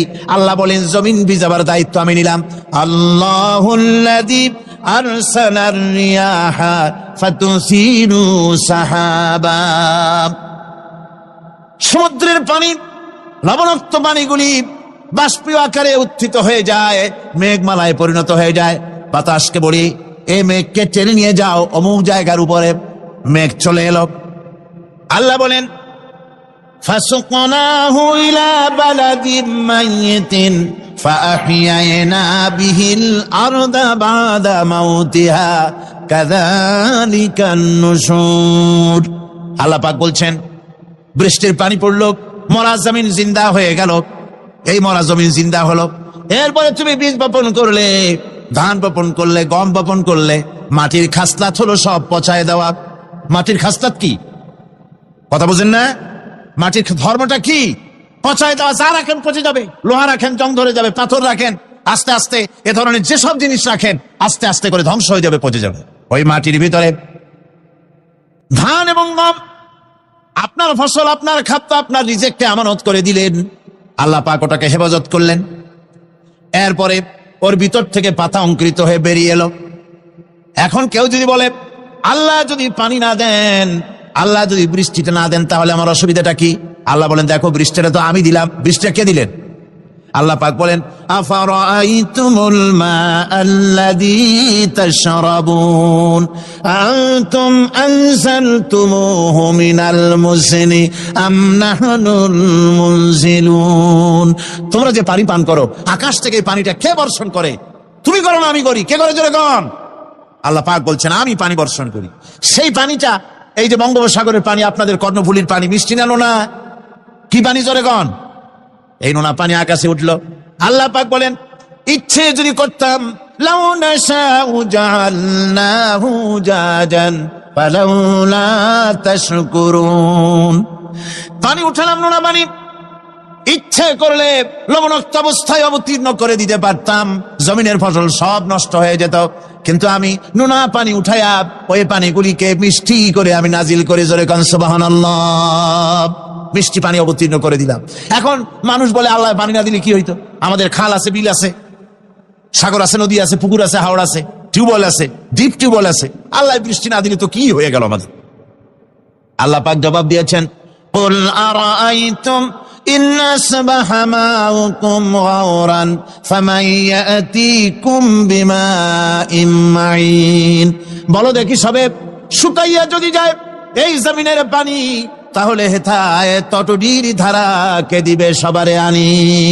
টিউবওয়েলের পানি, পাতালের পানি, দরিয়ার পানি, সাগরের পানি, হাওড়ের পানি, বিলের পানি সব যদি আমি আল্লাহ শুকায় দেই, আমি আল্লাহ ছাড়া এমন কোন শক্তি আছে যে মরা গাঙ্গে নতুন করে পানির জোয়ার এনে দিতে পারে? আছে কেউ? কেউ নাই। আল্লাহ পাক বলেন দেখুন আমার রহমত, এভাবে করে আমি পানি দিলাম, বৃষ্টি দিলাম, এবার গাছ উঠলো। বীজ বপন করছিলাম, গাছ উঠলো। আনতুম আনশাতুম শাজারাতাহা আম নাহনুল মুনশিউন। মাটি থেকে এই গাছকে কে উদ্গত করে দিল? ওই বেটা কে দিল? তুমি দিছো না আমি দিয়েছি? কে দিয়েছে জোরে কোন? জোরে চিল্লা এখন কে দিল? আল্লাহ পাক বলেন গাছ উদ্গত করে দিলাম, গাছ এবার বড় হলো। এই গাছ আল্লাহ রাব্বুল আলামিন এই গাছ তৈরি করলেন। এই গাছ শুধু আপনার জ্বালানি দেয় না, গাছ শুধু ফল দেয় না, এই গাছ মানুষের জন্য, গাছ হচ্ছে বন্ধু। মানুষের জন্য গাছ কি? যেরকম কি বন্ধু, সেই বন্ধুরে জন্মের কাটা কাটবেন নাকি? এই গাছ তৈরি হচ্ছে। গাছ বন্ধু কি করে? গাছ বন্ধু হচ্ছে আমরা যে শ্বাস প্রশ্বাস নেই, মুখের থেকে নাকের থেকে যে শ্বাসটা ফেলি, সেটা হচ্ছে আমরা গ্রহণ করি বাতাস থেকে অক্সিজেন, ছেড়ে দেয় কার্বন ডাই অক্সাইড। এটা হচ্ছে বিষ। এটা কি? আমরা নিলাম পরিশুদ্ধ অক্সিজেন, নিলাম, ছেড়ে দিলাম এটাকে বিষ করে, এই বিষটা ছড়িয়ে গেল। এখন এই বিষ যদি আল্লাহ পরিশুদ্ধ করার কোন ফ্যাক্টরি না বানাতেন, তাহলে পৃথিবীর সমস্ত প্রাণী মরে যেত। সুবহানাল্লাহ কইতে ইচ্ছে করে না? আল্লাহ পাক কি ব্যবস্থাটা করলেন! কোন দুনিয়ার ফ্যাক্টরি নাই মানুষ যে বিষাক্ত করে দেয় আবহাওয়াকে, সেটাকে রিফাইন করার ব্যবস্থা মানুষের কাছে নাই। আল্লাহ ব্যবস্থা করেছেন কি? আল্লাহ পাক গাছ বানায় দিলেন। গাছের সবুজ শ্যামল রং, ঘাসের সবুজ শ্যামল রং, তার খাদ্য হতেছে আপনি যেটা ছেড়ে দেন, আপনার জন্য যেটা বিষ সেটা হচ্ছে তার জন্য খাদ্য। কার্বন ডাই অক্সাইড গাছ টেনে নেয়, সারা রাত টানতে থাকে, অক্সিজেন থেকে বাতাস থেকে সারা রাত টানতে থাকে, কার্বন ডাই অক্সাইড খাবার হিসাবে সে টেনে নেয়। আর দিনের বেলায় যখন রোদ ওঠে, সূর্যের উত্তাপ আর গাছের সবুজ রং দুটোতে মিলে এক প্রকারের রন্ধন ক্রিয়া হয়, রাঁধা হয়। সেই রান্নার মাধ্যমে গাছের ভিতর থেকে গাছ আবার অক্সিজেন মানুষের জন্য, প্রাণীর জন্য ছেড়ে দেয়। সুবহানাল্লাহ। তো গাছ আপনার জন্য বন্ধু, এক থেকে গাছ আপনার এই কাজ করলো, ফার্নিচার বানাইলো, ছায়া দিল, ফল দিল। আল্লাহ পাক বলেন, এই গাছগুলি কে তৈরি করলো? মিয়া তুমি করছো? না, আমি করছি। আমি আমার রহমত দিয়ে তোমার গাছ বানাই দিলাম। এরপরে ফসল দিলাম, ফসল হলো, তোমার তরি তরকারি হলো, সবকিছু তোমার হয়ে গেল। এবার ফসল দেখা মানুষে যখন দেখে জমিনে বড় বড় ধানের গোছা হয়েছে, মোটা মোটা ধানের গোছা হয়েছে, মোছে তখন তেল মাখিয়ার নতুন নতুন গানের আয়োজন করে। এবার ফসল বেশি হয়েছে, গান, থিয়েটার, বাজনা, গুনাগার বিবি, কত রকমের গানের ব্যবস্থা করে ফেলে। জমিনে ফসল আর মোছে তেল মাখে আনন্দে। আল্লাহ রাব্বুল আলামিন বলেন, লাউ নাশাউ লাজআলনাহু হুতামান ফাযালতুম তাফাক্কাহুন। আমি যদি ইচ্ছে করি তোমার জমিনের সমস্ত ফসলটাকে আমি সম্পূর্ণ কুটায় পরিণত করে দিতে পারি, তুষে পরিণত করে দিতে পারি। পারেন না? ধানের ভিতরে আল্লাহ যদি চাউল না দেন তাহলে সব তুষ হয়ে যাবে না? তখন কি করবেন আপনারা? কি করবেন? বাংলাদেশ তখন হরতালের দেশ। যখন আপনি দেখলেন যে জমিনে ধান এবার সব তুষ হইছে, তখন আল্লাহর বিরুদ্ধে হরতাল করেন। লাভ হবে কিছু? লাভ হবে? আল্লাহর বিরুদ্ধে আপনারা অনশন ধর্মঘট করেন, লাভ হবে কিছু? কোনো লাভ হবে না। আল্লাহ রাব্বুল আলামিন বলেন, কোনো লাভ হবে না, বরং তোমরা তখন বলবে, ইন্না লামুগরামুন বাল নাহনু মাহরুমুন। কপালে তখন আঘাত করবে, পরাঘাত করতে থাকবে আর বলবে যে আরে কপাল পোড়া হয়ে গেলাম, হতভাগ্য হয়ে গেলাম, বঞ্চিত হয়ে গেলাম, আল্লাহর রহমত থেকে সর্বনাশ হয়ে গেল। তখন কপালে আঘাত করা ছাড়া আর কিছুই করতে পারবে না। আল্লাহর বিরুদ্ধে মিছিল চলে না, সমাবেশ চলে না, বিক্ষোভ চলে না, হরতাল চলে না। মহান আল্লাহ রাব্বুল আলামিন বলছে, দেখো এইভাবে করে তোমার ফসলের ব্যবস্থা আমি আল্লাহ করেছি। আমি রহমান, আমি আল্লাহ পাক। কি এমন রহমান? আজ জমিনের ফসল বৃদ্ধির জন্য ইউরিয়া, সুপার সালফেট, সালফার সারের ব্যবস্থা হয়েছে, নানান জাতের সারের ব্যবস্থা হয়েছে। যখন এই সার মানুষ তৈরি করতে শেখে নাই, আবহমান কাল থেকে জমিনের জন্য সারের ব্যবস্থা কে করেছেন? জোরে কোন? আল্লাহ পাক বলেন, আমিন আয়াতিহি আইয়ুরিকুমুল বারকা খাওফাও ওয়া তামাম।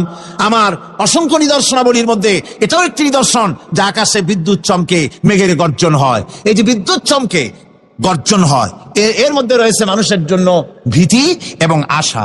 তারা ভয় পায়, আর এর মধ্যে আশাও রয়েছে। আশাটা কি? আশা হচ্ছে এই যে বিদ্যুৎ যে বছর যত বেশি চমকায় মেঘে, সে বছর জমিনে ফসল তত বেশি বাড়ে। কৃষিবিদরা বলেছেন, বিদ্যুৎ যত বেশি চমকায় জমিনের ফসল তত বেশি বাড়ে। সুবহানাল্লাহ বিহামদিহি। এর একটা সিস্টেম আছে, সেই সিস্টেম অনুযায়ী আল্লাহ জমিনে ফসল বাড়ায় দিলেন। আল্লাহ ফসল দিলেন। এবার আপনার আল্লাহ পাক বলছেন, দেখো ফসল দিলাম, ধান হলো, চাউল হলো, মাছ হলো, গোশ হলো, সব হয়ে গেছে, এখন তুমি খাবে। রান্না বান্না হয়ে গেল, রহমত আমার দেখো, আমার রহমতটা দেখো। এ কোরআন শিখাইছেন সেই আল্লাহ রাব্বুল আলামিন, যার নাম রহমান। জোরে বলেন, তার নাম কি? রহমান। চাউল হয়ে গেছে, চাউল তো শুধু ভর্তা বানায় খাওয়া যাবে না। ভাত হয়েছে, আটা দিয়া রুটি তৈরি হয়েছে, কি দিয়া খাবেন?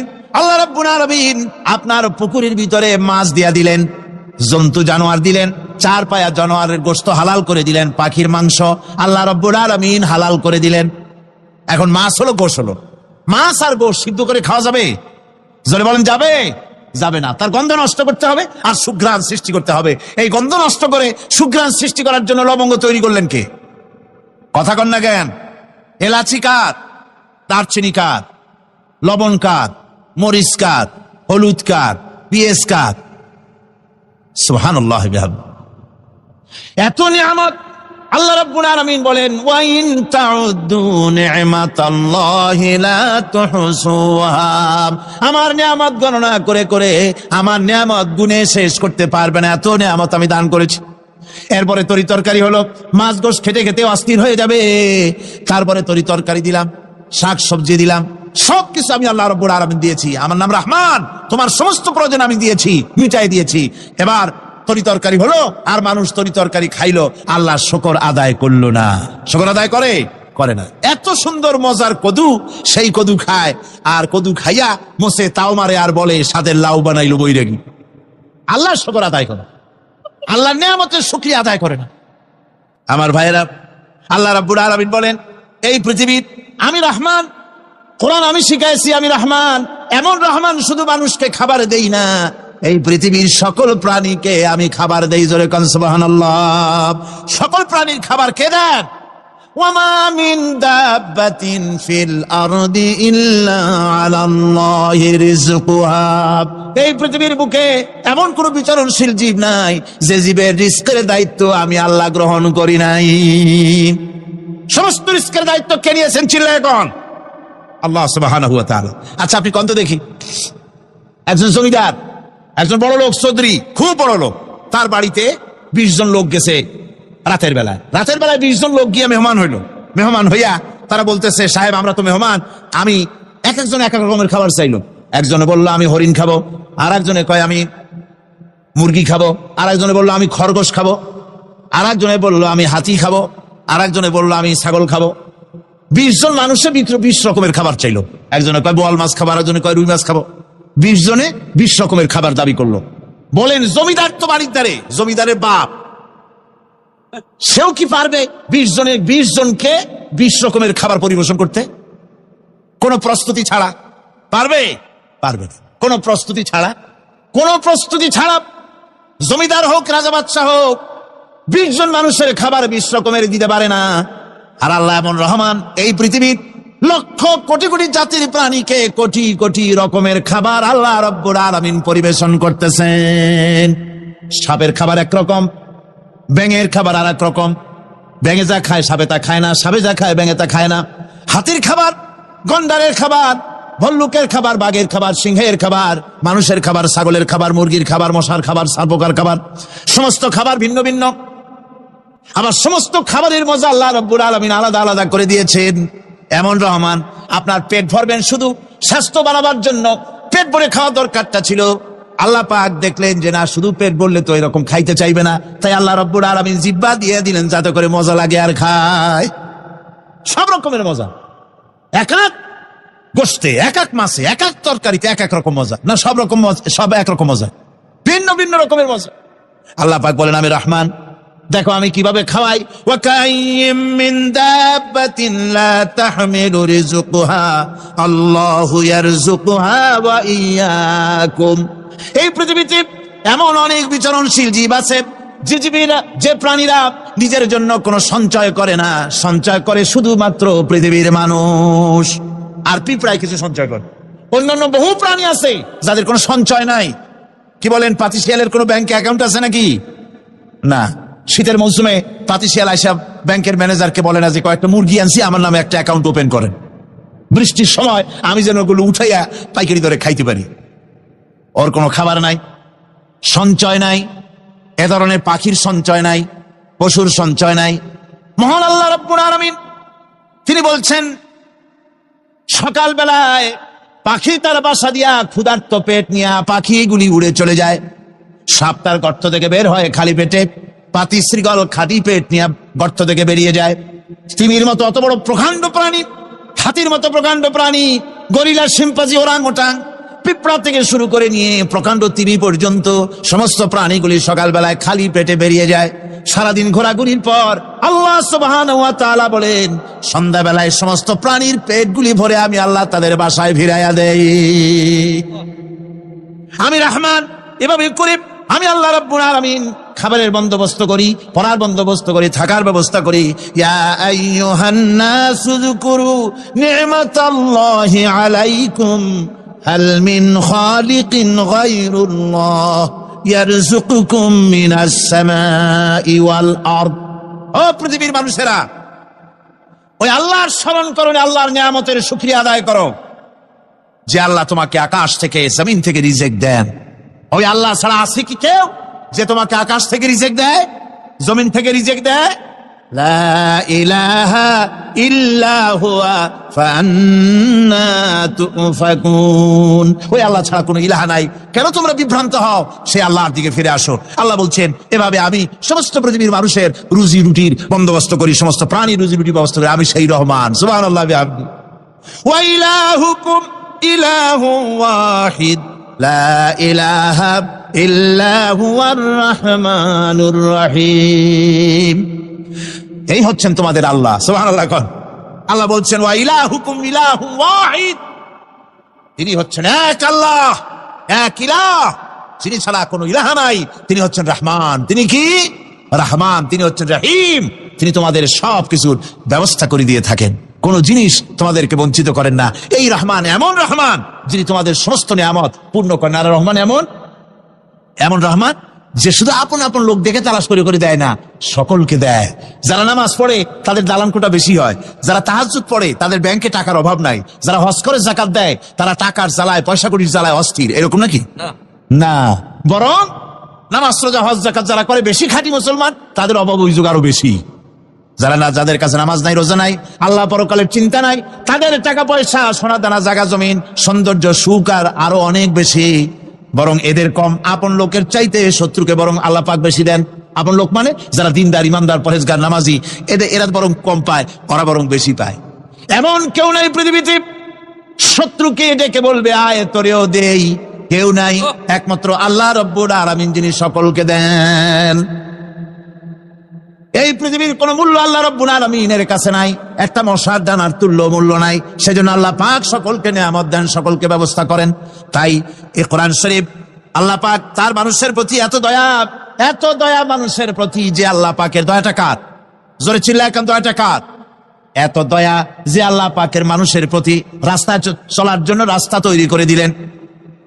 পাহাড়ের ভিতরে মানুষ যেন হারায় না যায়, পাহাড়ের ভিতরে গিরিপথ বানালেন যিনি, মরুভূমির ভিতরে হারায় না যায় নিশানা বানালেন যিনি, সমুদ্রের ভিতরে রাতের আধারে যেন গভীর সমুদ্রে হারায় না যায়, সেজন্য মহাশূন্যের ভিতরে তারকা প্রদীপ জ্বালায়া পথের নির্দেশনা দিয়ে দিলেন যিনি, এত ব্যবস্থাপনা যিনি করলেন, সে আল্লাহ রাব্বুল আলামিন মানুষের জন্য এই পৃথিবীতে ব্যক্তি, পরিবার, সমাজ ও রাষ্ট্রে, আন্তর্জাতিক জীবনে, স্বরাষ্ট্রনীতি, পররাষ্ট্রনীতি, শিক্ষানীতি, যুদ্ধনীতি, বন্দিনীতি, তার জীবনের সমস্ত নীতিমালার ব্যাপারে আল্লাহ রাব্বুল আলামিন বুঝি কোনো দিক দর্শন দেন নাই।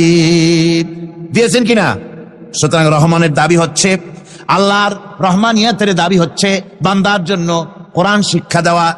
যত শিক্ষা আল্লাহ দিয়েছেন, যত দয়া আল্লাহ বান্দাকে করেছেন, সবচাইতে বড় দয়া কোরআন শিক্ষা দেওয়া। জোরে কান সুবহানাল্লাহ। যত দয়া, যত নিয়ামত, যত রহমত আল্লাহ বান্দাকে করেছেন, তার মধ্যে শ্রেষ্ঠ রহমত, শ্রেষ্ঠ দয়া, শ্রেষ্ঠ করুণা মানুষের জন্য, আল্লাহর এই পৃথিবীর মানুষের জন্য সবচাইতে শ্রেষ্ঠ দয়া কি? জোরে বলেন কি? কোরআনের শিক্ষাই হচ্ছে আল্লাহ পাকের এই মানুষের জন্য সর্বশ্রেষ্ঠ দয়া। আমার বন্ধুগণ, কোরআনে কারিমে রব্বুল আলামিন বলেন, ফাআনজালাল্লাহু সাকিনাতাহু আলাইহি ওয়া আইয়াদাহু বিজুনুদিন লাম তারাওহা। আল্লাহ পাক তার মনের মধ্যে গভীর প্রশান্তি এবং স্বস্তি দান করলেন, আর এমন সৈন্য দিয়ে সাহায্য করলেন যে সৈন্যদেরকে তোমরা দেখতে পাও না। এভাবে করে রব্বুল আলামিন মুমিনদের বিপদে আপদে মুসিবতে সব সময় আল্লাহ পাক মুসলমানদেরকে সাহায্য করেছেন। জোরে বলেন সুবহানাল্লাহ। মুমিনদের সাহায্যকারী আল্লাহ।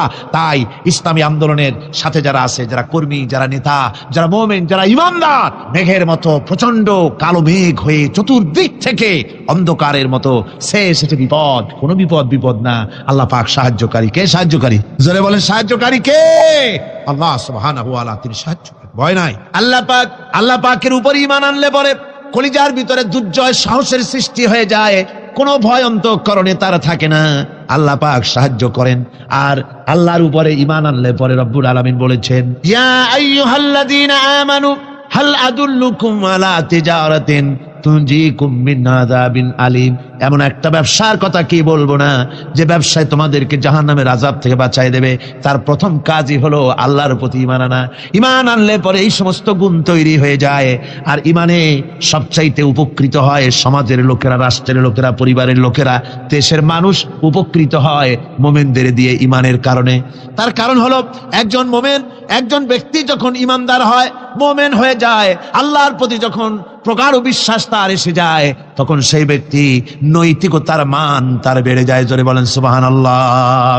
নৈতিক চরিত্রের উপরে সে প্রতিষ্ঠিত হয়, সে মিথ্যা বলতে সাহস পায় না। মুমিন ব্যক্তি মিথ্যা বলতে সাহস পায় না। কেন পায় না? মিথ্যা বলতে সাহস পায় না, ঠকাতে সাহস পায় না, ওজনে কম দিতে সাহস পায় না, শয়তানি বদমাশি করতে সাহস পায় না। তার কারণ হলো আল্লাহ পাক বলে দিয়েছেন, মুমিন কোরআনের ভিতরে পড়েছে, ইয ইয়াতালাক্কাল মুতালাক্কিয়ানি আনিল ইয়ামিনি ওয়া আনিশ শিমালি কাঈদ। দুজন নিয়ন্ত্রণকারী ফেরেশতা তোমার ডানে এবং বামে বসে বসে তোমাকে নিয়ন্ত্রণ করছে, কোথায় যাও কি করো এই ফেরেশতারা বসে বসে সব দেখতেছে। মা ইয়ালফিযু মিন কাওলিন ইল্লা লাদাইহি রাকীবুন আতীদ। মানুষ এমন কোনো কথা বলে না যা ফেরেশতারা রেকর্ড না করে, সব রেকর্ড হয়ে যায়। তাই মুমিন ব্যক্তি দায়িত্বহীন কথা বলতে পারে না। মুমিন ব্যক্তির চরিত্র ভালো হয়ে যায়, সে যে কথা বলে বুঝে শুনে কথা বলে, সে যে ওয়াদা করে বুঝে শুনে ওয়াদা করে। যেহেতু সবকিছুর জবাব কিয়ামতে দিতে হবে। কোথায় দিতে হবে? কোথায় দিতে হবে? কিয়ামতে আল্লাহর দরবারে জবাব দিতে হবে। মহান আল্লাহ রাব্বুল আলামিন বলেছেন, ওয়ালাকাদ খালাকনাল ইনসানা ওয়া না'লামু মা তুওয়াসবিসু বিহি নাফসু। মানুষ সৃষ্টি করেছি আমি, তার অন্তঃকরণের ভিতরে ওয়াসওয়াসা কি হয় আমি জানি। এই জন্য মুমিনেরা মনের ভিতরে কোনো খারাপ কল্পনাও করতে পারে না। খারাপ কল্পনা করলেও তার হিসাব দেওয়া লাগবে আল্লাহর কাছে। কার কাছে? ওয়াইন তুবদু মিন আনফুসিকুম আও তুখফুহু ইউহাসিবুকুম বিহিল্লাহ। আল্লাহ বলেন, মনের মধ্যে যে সব কল্পনা করো তা প্রকাশ করো আর গোপন রাখো, ওইটার হিসাব নেব আমি আল্লাহ পাক। কিয়ামতের দিন আমার কাছে হিসাব দিতে হবে। বন্ধুগণ, এই জন্য মুমিন যারা, মুমিনদের চরিত্র প্রতিষ্ঠিত হয়, মুমিনদের ধারণা থাকে যেখানেই যাই না কেন, যেখানেই বসি না কেন, সেখানেই আল্লাহ, আল্লাহ ছাড়া কোনো জায়গা নাই। আছে নাকি? আছে। আল্লাহ পাক বলেন, মা ইয়াকুনু মিন নাজওয়া সালাসাতিন ইল্লা হুয়া রাবিউহুম। তোমরা যেখানে তিনজন মিলে পরামর্শ করো, মনে রেখো তিনজন নও, ওখানে চতুর্থ সত্তা আমি রব্বুল আলামিন তোমাদের কাছে আছি। সব শুনিয়ার দেখি, পাঁচজন যেখানে হও সেখানে আমি ষষ্ঠ। এর থেকে যদি কম হও, এর থেকে যদি বেশিও হও, বান্দারে তুমি আছো যেখানে আমি আল্লাহ আছি সেখানে। উপায় নাই, সব জায়গায় আমি দেখতে পাচ্ছি। শুধু তাই নয়, রাত্রিবেলায় মানুষেরা গোপনে পরামর্শ করে, করে না? করে কিনা? রাতে রাতে পরামর্শ করে, এক জায়গায় বসে, হলের মধ্যে, পাহাড়ের মধ্যে, কোনো জায়গায় বসে পরামর্শ করে। কি পরামর্শ? ইসলামী আন্দোলনের লোকদের মারবে, কোথায় তাদের ধরবে, কোথায় তাদের অত্যাচার করবে, এই সমস্ত পরামর্শ করে। আল্লাহ পাক বলছেন, শুনুন, আল্লাহ রাব্বুল আলামিন বলেন, ওয়া হুয়া মাআহুম إذ يبيتون ما لا يرضى من القول وكان الله بما يعملون محيطا। আল্লাহ পাক বলেন, তিনি তো ঠিক সেই সময় তোমাদের কাছে থাকেন যখন তোমরা নিজেদের ঘরের মধ্যে বসে, কোনো এক জায়গায় বসে আল্লাহর মর্জির খেলাফ পরামর্শ করো, আল্লাহ তখনও তোমাদের কাছে থাকেন। আল্লাহর ইহাতা থেকে, আল্লাহর কর্তৃত্ব থেকে বেরিয়ে যাওয়ার কোনো উপায় নাই। সুতরাং গোপনে বলেন, প্রকাশ্যে বলেন, যেভাবেই যা কিছু করা হোক না কেন, আল্লাহর কাছে আমাদের সমস্ত অপরাধগুলি ধরা হয়ে যায়। আর এটাই হচ্ছে ইমানের সীমা পরিসীমা। তিলকা হুদুদাল্লাহ ফালা তা'তাদুহা। তিলকা হুদুদুল্লাহ, এটাই হচ্ছে আল্লাহর সীমানা। ইমানের এই সীমারেখা বজায় রেখে, ইমানের উপরে মজবুত করে কোনো ব্যক্তি, পরিবার, সমাজ, রাষ্ট্র যদি তৈরি হয়, তাহলে সেই সমাজই শান্তি আসে, সেই সমাজই আরাম আসে, সেই রাষ্ট্র শান্তিপূর্ণ হয়, সেখানে দিন কায়েম হয়, মানুষ সুখ সমৃদ্ধি খুঁজে পায়। আমরা দেখতে পেয়েছি বিশ্বনবী জনাবে মুহাম্মদুর রাসূলুল্লাহ সাল্লাল্লাহু আলাইহি ওয়াসাল্লাম হিজরতের রাত, কাফেররা চতুর্দিকে দাঁড়ানো। হযরত জিবরাইল এসে বলেন, ইয়া রাসূলুল্লাহ, হে কাফেররা চতুর্দিকে ঘিরে দাঁড়িয়েছে, গভীর রাত, এখন হাতে তাদের তরবারি, সকাল হলে পরেই তারা আপনাকে মেরে ফেলে দিবে, তাড়াতাড়ি ওঠেন, মদিনার দিকে চলে যান। আল্লাহ নবী ঘুমের থেকে জেগে হযরত আলীকে ডেকে বলেন, আলী, আল্লাহ অর্ডার করেছেন আমি মদিনায় চললাম, আমার বিছানার পরে আমার চাদর গায়ে দিয়ে শুয়ে থাকো। হযরত আলী বলেন, আল্লাহর হাবিব, আপনার চাদর গায়ে দিয়ে ঘুমিয়ে থাকবো। সকালবেলায় কাফির বেঈমানেরা আপনার বিছানার পরে আপনার চাদর গায়ে দেওয়া অবস্থায় আমি আলীকে তারা মোহাম্মদ মনে করবে, আর আমি আলীকে নবী মনে করে তারা তাদের তরবারি দিয়া কেটে কেটে টুকরা টুকরা করে আমারে বিদায় করে দেবে দুনিয়া থেকে। এতটুকুনো পরোয়া করি না, বরং আমার দিলের মধ্যে এটাই তৃপ্তি থাকবে যে আমি আলীর জীবনের বিনিময় আল্লাহর হাবিব দুনিয়ায় বেঁচে আছেন। নবীজি ঘরের থেকে বেরোলেন, চতুর্দিকে কাফেররা দাঁড়ানো। আল্লাহ নবী হাতে এক মুষ্টি বালু হাতে নিয়ে শাহ হাতেল বজু পড়ে 3 বার দম করে বালুগুলো ছেড়ে দিলেন। বালিগুলি ঘরের চতুর্দিকে কাফেরদের চোখে চলে গেল। পরবর্তী সময় রব্বুল আলামিন ডেকে বলেন, নবীরে, বালি যখন নিক্ষেপ আপনি করেছিলেন, ধুলাগুলি আপনি তো শুধু নিক্ষেপ করেছিলেন, কিন্তু চতুর্দিকে কাফেরদের চোখে গেল কেমনে?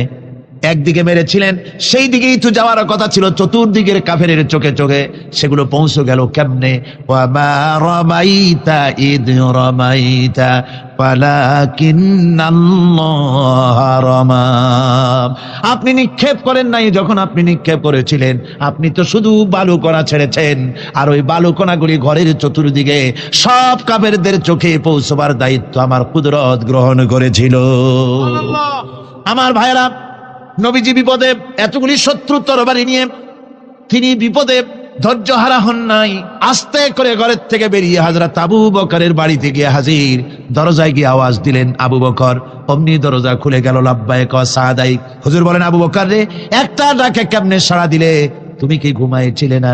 হযরত আবু বকর বলেন, হুজুর আপনি বলেছেন আমাকে নিয়ে হিজরত করবেন, আমি মনে মনে চিন্তা করেছি, না জানি কত রাত্রে নবীজি আসেন, উঠতে যদি আমার দেরি হয়ে যায়, নবীজি যদি দরজার কাছে দাঁড়ায় দাঁড়ায় আমার ডাকাডাকি করে, আর আমি যদি ঘুমায় থাকি, তাহলে আল্লাহ নবীর সঙ্গে বেয়াদবি হয়ে যাবে। এই মনে করে বিছানায় না ঘুমাইয়া আপনার গলার আওয়াজ শোনার জন্য এই দরজার সঙ্গে পিঠ লাগাইয়া লাগাইয়া দাঁড়াইয়া ঘুমাচ্ছিলাম। আল্লাহ নবী হযরত আবু বকরকে সঙ্গে করে নিয়ে চললেন মদিনার দিকে। উল্টা পথে রওনা করলেন। বারবার কাবা শরীফের দিকে তাকাতে লাগলেন। বুখারী শরীফে এসেছে, নবীজি বারবার কাবার দিকে তাকিয়ে বলতেছেন, রে কাবা, বড় আশা ছিল তোর কাছে থাকবো, তোর খেদমত করব, কিন্তু তোর নিষ্ঠুর সন্তানেরা তোর কাছে আমারে থাকতে দিল না রে। আল্লাহ নবী মিসফালা দিয়ে জাবালে কেদোয়ার উপর দিয়ে চলে গেলেন জাবালে সুরে। গুহার কাছে যখন গিয়েছেন, ফজর রক্ত হয়ে গেল। হযরত আবু বকর রাদিয়াল্লাহু তাআলা আনহু বলছেন, হুজুর আর উপায় নাই, দিন হয়ে গেল, এখন বুঝি ধরা পড়ে যাব। ওই গুহার মধ্যে গিয়ে আশ্রয় নেই। তবে আপনি দাঁড়ান, গুহার ভিতরেই পাহাড়িয়া গুহা, বিচ্ছু থাকতে পারে, সাপ থাকতে পারে, আমি আগে ঢুকি।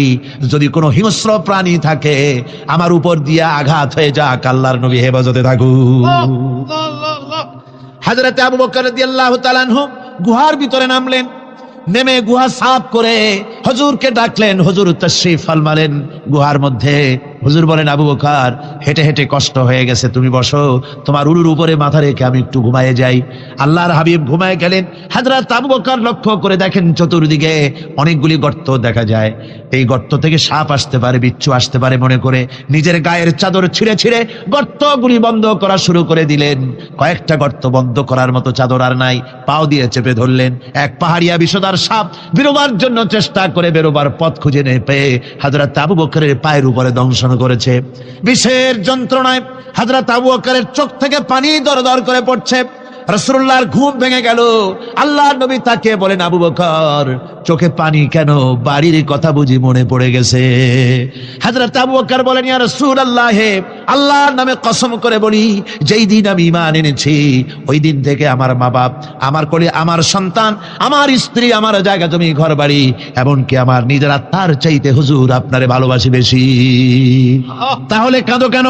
হযরত আবু বকর বলেন, হুজুর বাড়ির জন্য কাঁদি না, ছেলে পেলের জন্য কাঁদি না, সাপে দংশন করেছে, যন্ত্রণায় কাঁদতেছি।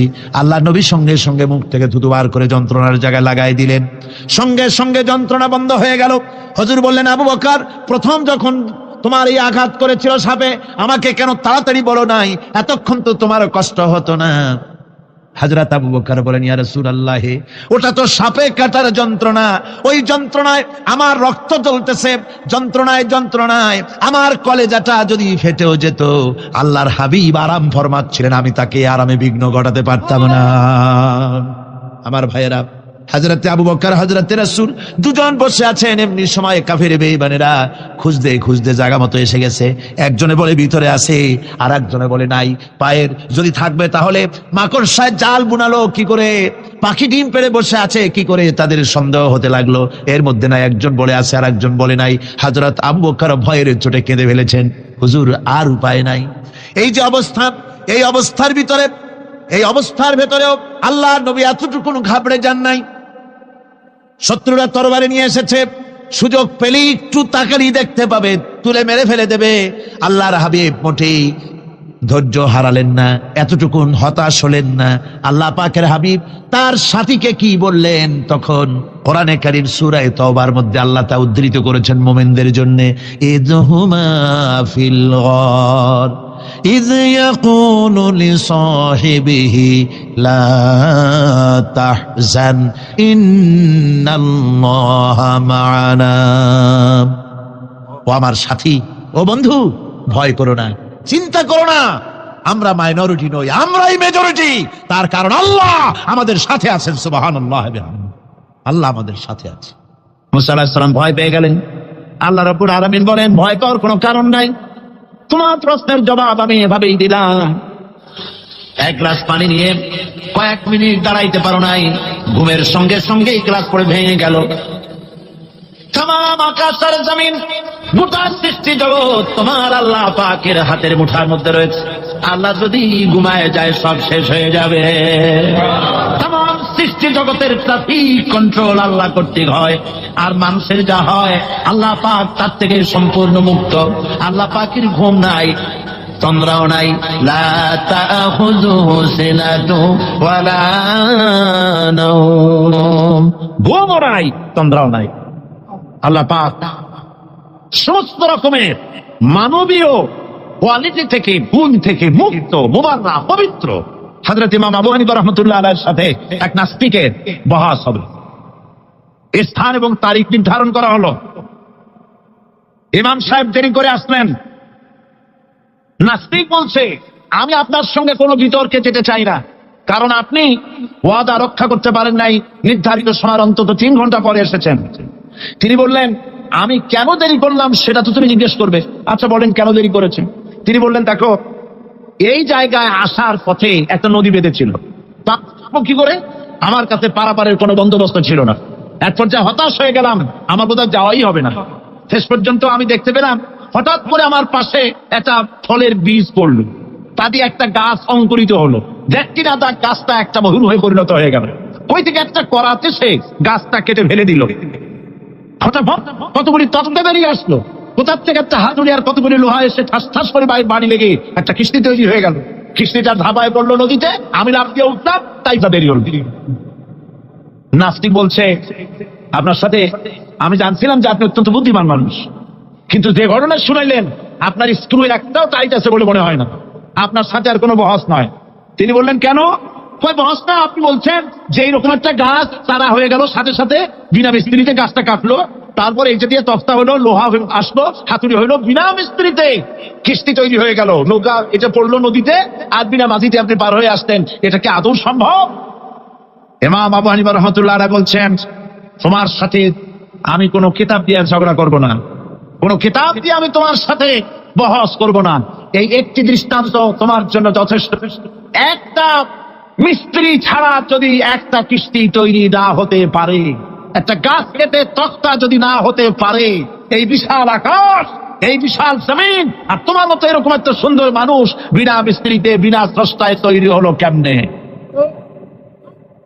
এক কথায় নাস্তিক বলছে, আমার জীবনের ভুল ধরা পড়ল।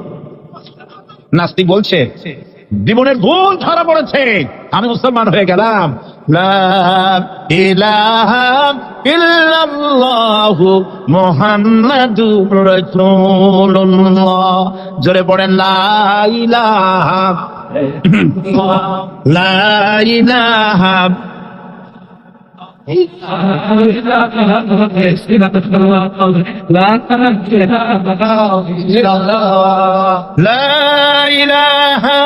ইল্লাল্লাহু মুহাম্মাদুর রাসূলুল্লাহ। আল্লাহ পাক বলছেন, আমি আদম, আমি দাউদ এবং সুলাইমানকে জ্ঞান দান করেছি, ইব্রাহিমকে জ্ঞান দান করে। কোরআন শরীফের বহু জায়গায় শুধু জ্ঞানের কথাই বলা হয়েছে। সুবহানাল্লাহ। সুতরাং বুদ্ধিজীবী, এই বুদ্ধিজীবীরা তারা আসল জ্ঞানটা নাই। আসল জ্ঞান কোনটা বলেন? কোনটা? ডক্টর শহীদুল্লাহ মরহুম, আমি অনেকবার বলেছি তার কথা, তাকে জান্নাতুল ফেরদাউস নসিব করুন, বলেন আমিন। ডক্টর শহীদুল্লাহ মরহুম বলতেন তার লোকদেরকে যে তোমরা বিদেশ থেকে অনেক ডিগ্রি নামের আগে আনতে পারো, তোমরা পণ্ডিত, এটা তো আমি স্বীকার করি, কিন্তু কোরআন শরীফের জ্ঞান যদি না থাকে তাহলে পণ্ডিতের আগে আর একটা শব্দ বসবে, মূর্খ পণ্ডিত। কোরআনের জ্ঞান পাণ্ডিত্যকে পরিপূর্ণ করে দেয়, কারণ ওমা উতীতুম মিনাল ইলমি ইল্লা কালিলা। সুবহানাল্লাহ। আল্লাহ পাক বলছেন তোমাদেরকে সামান্যতম জ্ঞান দান করেছি। কতটুকু জ্ঞান? কতটুকু? সামান্যতম জ্ঞান দান করেছি। সুতরাং আল্লাহ পাক কোরআনের মধ্যে তার নিজের পরিচয় ছোট্ট একটি সূরার মধ্যে ব্যাপক আকারে বলে দিয়েছেন। কি? কুল হুয়াল্লাহু আহাদ। সবাই পড়েন আমার সাথে, কুল হুয়াল্লাহু আহাদ আল্লাহুস সামাদ লাম ইয়ালিদ ওয়া লাম ইউলাদ ওয়া লাম ইয়াকুল লাহু কুফুয়ান আহাদ। আল্লাহ পাক বলেন আল্লাহ এক এবং একক, তিনি কারো মুখাপেক্ষী নন, তিনি কাউকে জন্ম দেন নাই, তাকেও কেউ জন্ম দেয়নি। আকাশ আর জমিনে আল্লাহর সমকক্ষ কেউ নাই। সুবহানাল্লাহ। তাকে কেউ জন্ম দেয়নি, তিনিও কাউকে জন্ম দেননি। তিনি এক, তিনি ছিলেন, তিনি আছেন, তিনি থাকবেন। তার শুরুও নাই, তার শেষও নাই। সুবহানাল্লাহ। এই আল্লাহ রাব্বুল আলামিন তার পরিচয় আয়াতুল কুরসি সার্বভৌমত্বের পরিচয় দিয়েছে, আল্লাহর পরিচয় দিয়েছে। আল্লাহ তিনি খালিক। মানব সৃষ্টি এবং পৃথিবীর সৃষ্টি ইতিহাস থাকলে মানুষের যদি কিসমত ভালো থাকে তাহলে আল্লাহর সান্নিধ্য, আল্লাহর অস্তিত্ব সম্পর্কে জ্ঞান তাকে আল্লাহ পাক দান করে দেন। সুবহানাল্লাহ। পৃথিবীর সৃষ্টির ব্যাপারে বুদ্ধিজীবীরা কি বলছেন দেখুন। পৃথিবীর সৃষ্টির ব্যাপারে বিজ্ঞানীরা বলছেন যে এই পৃথিবী এরকম ছিল না, তো কিরকম ছিল? এইটা সূর্যের পাশ থেকে একটা উজ্জ্বল শক্তিশালী জ্যোতিষ্ক দারুণ ফোর্স নিয়ে যাচ্ছিল। সেই ফোর্স সহ্য করতে না পেরে সূর্যের একটি দুর্বলতম অংশ সূর্য থেকে ছিটকে মহাশূন্যে পড়ে গেল, আর ঘুরতে ঘুরতে এই পৃথিবীর অস্তিত্ব লাভ করল। বিজ্ঞানের এই কথা যদি বিশ্বাস করতে হয় তাহলে আমাকে বলতে হয় এখন তো মানুষেরা আর পৃথিবীতে ধরছে না, ঠিক কিনা? কথা বলছেন না? মানুষ পৃথিবীতে এখন ধরতেছে, বিভিন্ন দেশ খালি বলতেছে মানুষ কমাও, সন্তান কমাও, বিভিন্ন পদ্ধতি গ্রহণ করো, আর মানুষ বাড়াইও না। আল্লাহ পাক বলছেন আল্লাহু লা ইলাহা ইল্লা হুয়াল হাইয়ুল কাইয়্যুম। আল্লাহ হচ্ছেন তিনি যিনি ছাড়া কোনো ইলাহ নাই। লা ইলাহা ইল্লাহু, তিনি ছাড়া কোনো ইলাহ নাই, সার্বভৌমত্বের মালিক কেউ নাই। এই যে লা ইলাহা, কোন ইলাহ নাই, আমরা কালেমার মধ্যে এই কথাটা বলি। আমাদের কালেমায় তাইয়্যিবা আমরা কি উচ্চারণ করি? লা ইলাহা ইল্লাল্লাহু মুহাম্মাদুর রাসূলুল্লাহ। জোরে বলেন লা ইলাহা, লা ইলাহা ইল্লাল্লাহু মুহাম্মাদুর রাসূলুল্লাহ। লা ইলাহা, কোন ইলাহ নাই। এই দাওয়াত দিয়েছেন দুনিয়ার সমস্ত পয়গম্বর। এইটা কি শুধু রাসূলুল্লাহর দাওয়াত ছিল? সমস্ত নবীদের স্লোগান ছিল একটা। সমস্ত নবীদের স্লোগান ছিল কয়টা? সবাই বলুন, কি সেই স্লোগান? লা ইলাহা ইল্লাল্লাহ। কোরআন শরীফের ভিতরে ইলাহ শব্দ 147 বার এসেছে। লা ইলাহার অর্থ যদি এই হয় কোন উপাস্য নাই আল্লাহ ছাড়া, কোন মাবুদ নাই আল্লাহ ছাড়া, মুহাম্মদ সাল্লাল্লাহু আলাইহি ওয়াসাল্লাম আল্লাহর প্রেরিত রাসূল, তাহলে তো এত ঝঞ্ঝাট হওয়ার কথা ছিল না। আপনারা বলেন, নবীরা যখনই এই দাওয়াত দিয়েছেন লা ইলাহা ইল্লাল্লাহ, তখন সংঘর্ষ হয়েছে কিনা, হয়েছে কিনা, বাধা আসছে কিনা? তাহলে এই কথাটা কি যার কারণে এরকমের বাধা আসে? লা ইলাহা ইল্লাল্লাহ, এর চাইতে বিপ্লবাত্মক, এর চাইতে রিভলিউশন সৃষ্টিকারী কথা আল্লাহর আকাশের নিচে জমিনের উপরে আর একটাও হতে পারে না। লা ইলাহা ইল্লাল্লাহ। ইলাহ শব্দের অর্থ শুধু উপাস্য আর মাবুদ নয়। ইলাহ শব্দের অর্থ হচ্ছে আইনদাতা, ইলাহ শব্দের অর্থ হচ্ছে শাসনকর্তা, ইলাহ শব্দের অর্থ হচ্ছে বিধানদাতা। তো লা ইলাহা যখন একটি লোক ঘোষণা করে, তার অর্থ দাঁড়ায় কোন আইনদাতা নাই, বিধানদাতা নাই, শাসনকর্তা নাই, কারো আইন মানি না, বিধান মানি না, শাসন মানি না, আল্লাহ ছাড়া। কে ছাড়া? আল্লাহ ছাড়া। এই কালেমার দাওয়াত যখন পয়গম্বররা দিয়েছেন, তখন 3 শ্রেণীর লোকেরা বাধা দিয়েছে। বলেন কয় শ্রেণী? সবাই বলেন। 3 শ্রেণীর লোকেরা বাধা দিয়েছে, লক্ষ্য করুন। 1 নম্বরে বাধা দিয়েছে রাষ্ট্র শক্তি। 1 নম্বরে বাধা দিল কারা? 2 নম্বরে বাধা দিয়েছে ধনাঢ্য ব্যক্তিবর্গ।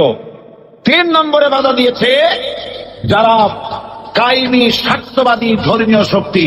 এই 3টি শ্রেণী সমস্ত নবীদেরকে বাধা দিয়েছে। সেই বাধা অতীতে যারা দিত এখন আর দেয় না, নাকি? এখনো দেয়? দেখুন, এই কালেমার দাওয়াত হযরতে মূসা আলাইহিস সালামকে যেদিন আল্লাহ পাক প্রথম ওহী দিলেন, এই দাওয়াত শুধু রাসূল দেন নাই, আল্লাহ পাক বলছেন প্রত্যেক নবী তার জাতিকে এই দাওয়াত দিয়েছেন। কি? আল্লাহ রাব্বুল আলামিন বলেন সকল নবী তার কওমকেই বলে দাওয়াত দিয়েছেন, ইয়া কওমি ইবুদুল্লাহ মা লাকুম মিন ইলাহিন গায়রুহু। হে সম্প্রদায়, আল্লাহ ছাড়া কোন ইলাহ নাই, তার ইবাদত করো, তারই দাসত্ব করো, তার গোলামি করো। আল্লাহ পাক মূসা আলাইহিস সালামকে যখন নবুয়াত দিলেন, প্রথম যে হয়ে এলো, প্রথম ওহীটাই ছিল ইন্নানি আনাল্লাহ লা ইলাহা ইল্লা আনা ফা'বুদনি ওয়া আকিমিস সালাতা লিযিকরি। নিশ্চয়ই আমি আল্লাহ, আমি ছাড়া কোন ইলাহ নাই, আইনদাতা নাই, বিধানদাতা নাই, সুতরাং আমার দাসত্ব করো এবং আমার শরণার্থে নামাজকে প্রতিষ্ঠা করো। মূসা আলাইহিস সালামকে আল্লাহ পাক ওহী দিয়ে তাকে পাঠালেন। কোথায় পাঠালেন? আল্লাহ পাক বলেন, ইযহাব ইলা ফিরআউনা ইন্নাহু তাগা। গোটা কওম নাফরমান, আল্লাহর আইন কেউ মানছে না। গোটা কওমের কাছে না খাইয়া আল্লাহ পাক সর্বপ্রথম মূসা আলাইহিস সালামকে দাওয়াত নিয়ে কার কাছে পাঠালেন? ফিরআউনের কাছে। কারণ ফিরআউন হচ্ছে রাষ্ট্রশাসক। ফিরআউন কি? রাষ্ট্রশাসক। হযরতে মূসা আলাইহিস সালাম ফিরআউনের কাছে গেলেন আর দাওয়াত দিলেন, ফিরআউন পড়ে নাও লা ইলাহা ইল্লাল্লাহ। একটি কথা আপনাদের মনে রাখতে হবে, দুনিয়ার কোন ফিরআউন, কোন নমরুদ, কোন সাদ্দাত, কোন হামান কেউ বলে নাই যে আমি আল্লাহ, আমি রাজ্জাক, আমি খালেক, আমি পৃথিবীর সৃষ্টি করেছি। কথা কেউ বলেছে? কেউ বলে নাই। কি বলেছে তারা? ফিরআউন বলেছে মা আলিমতু লাকুম মিন ইলাহিন গায়রি, আমি তো জানি না আমি ছাড়া আরো কোনো ইলাহ আছে, এ কথা আমার জানা নাই, সুতরাং আমি হচ্ছি ইলাহ আর তুমি বলছো লা ইলাহা। তার মানে হচ্ছে ওই সময় পয়গম্বরেরা, আল্লাহর নবীর সাহাবীরা তারা জানতেন যে আমরা কিসের দাওয়াত দেই, আর যারা শুনতো তারাও বুঝতো কিসের দাওয়াত শুনতেছি। আজ আমার দেশে একই কালেমার দাওয়াত দেওয়া হয়, কিন্তু মানুষেরা বুঝতে পারে না কি শুনতেছি। ভাষা জানার ব্যাপারে, বোঝার ব্যাপারে হলো আসল বিষয়। এটা বুঝাতে গিয়ে আমি মাঝে মধ্যে একটা দৃষ্টান্ত দেই এভাবে। একজনের একটা রেশনের দোকান ছিল, সেই দোকানে তার একটা ময়না পাখি ছিল। আর ময়না পাখিকে কথা শেখানো যায় সেটা তো আপনারা জানেন। জি, ময়নাকে শিখাইছে যে লাইন করুন, এক এক করে আসুন। ময়না এই কথা শিখেছে। সকালবেলায় যখন রেশনের দোকানে ভিড় পড়ে গেছে, তখন ওই পাখি খাঁচার মধ্যে বসে বলছে লাইন করুন, এক এক করে আসুন। একদিন খাঁচার দরজা খোলা পেয়ে পাখি উড়ে গিয়ে গাছের ডালে বসেছে। আশেপাশে যত পাখি ছিল তারা চিন্তা করলো এই রকমের পাখি তো কখনো দেখি নাই। ময়না তো দেখতে কাকের মতো না, শালিকের মতো না, দেখতে একটা ভিন্ন রকম। ওরা এসে চতুর্দিক থেকে এই নবান্তক এই যে নতুন এসেছে ওরে ঠোকরানো শুরু করেছে চতুর্দিক থেকে। ঠোকরানি খেয়ে ময়না বলতেছে লাইন করুন, এক এক করে আসুন। এখন ময়না তো বোঝে না যে কি বলতেছি, আর যে পাখিরা ঠোকরাচ্ছে তারাও তো বোঝে না যে কি শুনতেছি। ময়না যদি বুঝতো যে আমি কি বলি, সবাই মিলে ঠোকরায়, তাই দান পাচ্ছে না। লাইন করে ঠোকরাইনি তো কলজে যাবে সব পড়ে নড়ে চলে, বুঝতে নাই। আমাদের অবস্থা তাই হয়েছে। সুতরাং এই কালেমার দাওয়াত যখন হযরতে মূসা আলাইহিস সালাম দিলেন, ফিরআউন বলল আমি তো জানি না যে আমি ছাড়া আরো কোন ইলাহ আছে, আইনদাতা তো আমি, তুমি নতুন কোথা থেকে আইনদাতা নিয়ে আসছো?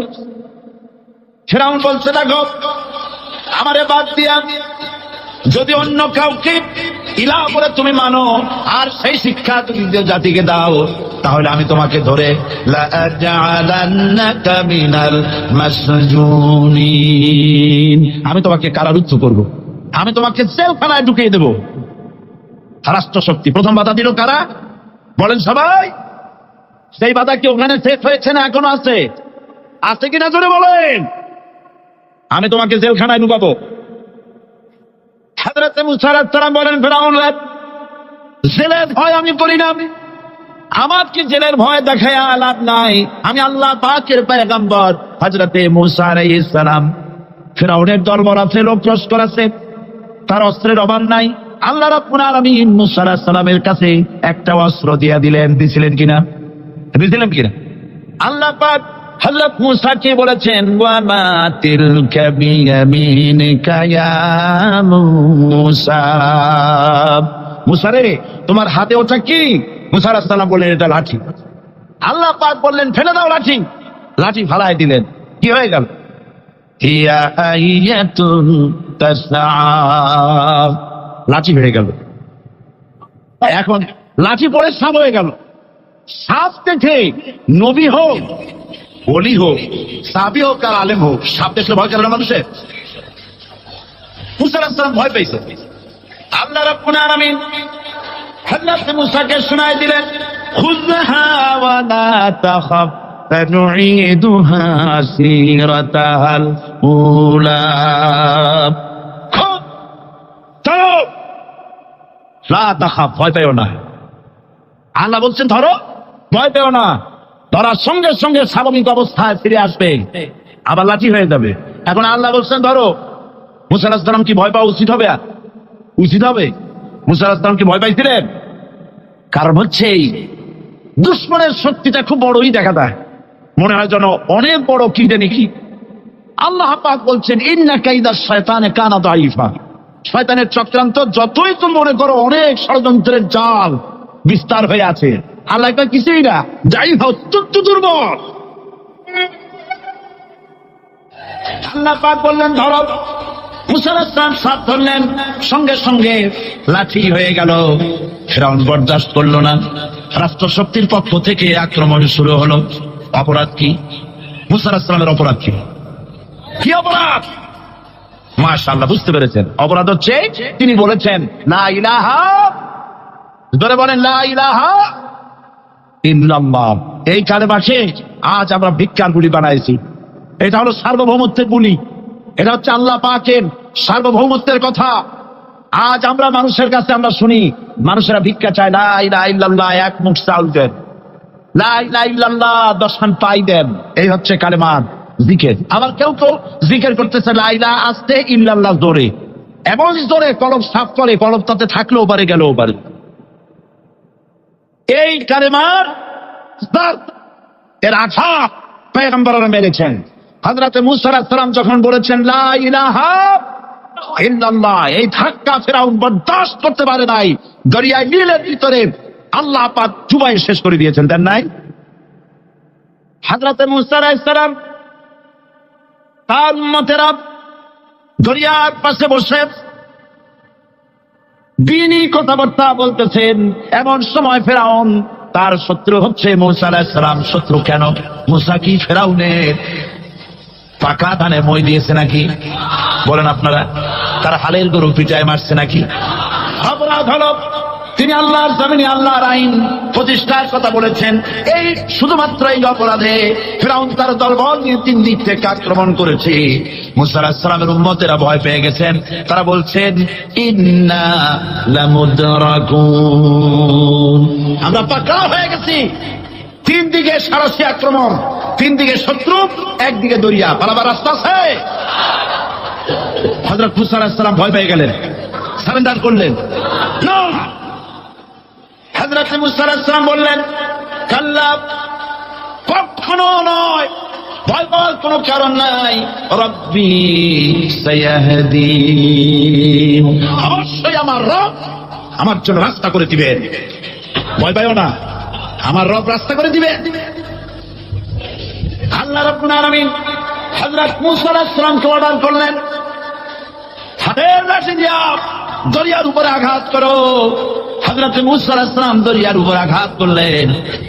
রাস্তা ছিল দরকার একটা, এক বাড়িতে আল্লাহর হুকুমে লাঠি দিয়ে একটি আঘাত করার সঙ্গে সঙ্গে হযরত মুসা আর তার সঙ্গী সাথী দরিয়া পার হওয়ার জন্য দরিয়ার মধ্যে দিয়ে আল্লাহ 12টা রাস্তা পয়দা করে দিলেন। সে আল্লাহ আছে না নাই? এত আসতে বলেন কেন? ভয় পাওয়ার কারণ আছে? রাষ্ট্র শক্তি বাধা দিয়েছে সমস্ত নবীদেরকে। কেন নবীদের চরিত্র খারাপ? জোরে বলেন, নবীদের চরিত্র খারাপ? নবীদের চাইতে মাসুম বেগুনাহ উন্নত চরিত্রের মানুষ আল্লাহ আকাশের নিচের জমিনের উপরে আর হয় না। তোমরা যে সব নেতাদের পিছনে দৌড়াও, অমুকের সৈনিক, নেতা নেতা করে মরো, এইসব নেতা তাদের পিছনে দৌড়াও, এই নেতাগুলি, আমি জিজ্ঞেস করি আপনাদেরকে, এই নেতাগুলি জীবনে একবারও জিনা করে নাই? এ ব্যাপারে অনুসারীরা আপনারা কি নিশ্চিত? মিথ্যা কথা জীবনেও কয় নাই, প্রতারণা করে নাই, হাত্তা করে নাই, বিদ্রুপ করে নাই, মদ খায় নাই, মানুষ হত্যা করে নাই। কিসের নেতা? নেতা হচ্ছেন সেই ব্যক্তি যিনি বলেছেন, ও আমার স্ত্রীরা, ও আমার সাহাবীরা, রাতের আধারে আমার মধ্যে যা আচরণ দেখতে পাও, দিনের আলোতে আমার মধ্যে যা দেখতে পাও, সবগুলি খুলে খুলে মানুষের কাছে বলে দাও। তার নাম বিশ্বনবী মুহাম্মদ রাসূলুল্লাহ সাল্লাল্লাহু আলাইহি ওয়াসাল্লাম।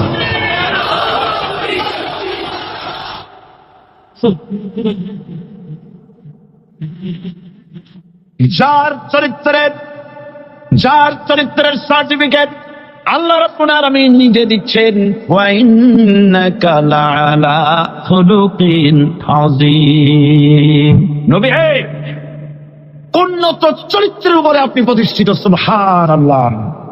কে সার্টিফিকেট দিচ্ছেন? আযীম, আযীম। আরবিতে চওড়াকে বলা হয় আরিফ, গভীরতাকে বলা হয় আমিক। কত প্রশস্ত, যা মাপার কোনো ফিতা নাই, কত গভীর, যা মাপার কোনো যন্ত্র নাই, এইটাকে আরবিতে বলা হয় আযীম। সুবহানাল্লাহ বলতে ইচ্ছে করে না? ও নবী, তোমার চরিত্র এমন যা মাপার মতো যন্ত্র পৃথিবীতে নাই। লা ইলাহা ইল্লাল্লাহ, পড়েন সবাই, লা ইলাহা ইল্লাল্লাহ। আপনিও যদি নবীদের মতো, সাহাবীদের মতো বুঝা এই কলেমার দাওয়াত দেন, বাধা আসবেই। বোঝাবুঝি ব্যাপার, বুঝলেই ছাড়লো। কত মাহফিল হয় বাংলাদেশে, হয় না? কোনো বাধা নাই, ঠিক কিনা? কত পূজা হয়, পার্বণ হয়, গান হয়, থিয়েটার হয়, গুনাগার বিবির গান হয়, কত কিছু হয়। কোনো বাধা আছে? তাফসীরের মাহফিলে বাধা। কারণ ওরা বুঝতে পেরেছে এ তাফসীরের মাহফিলে গাদির গীত হয় না, এ তাফসীরের মাহফিলে আল্লাহ সার্বভৌমত্ব কায়েমের আন্দোলন চলে।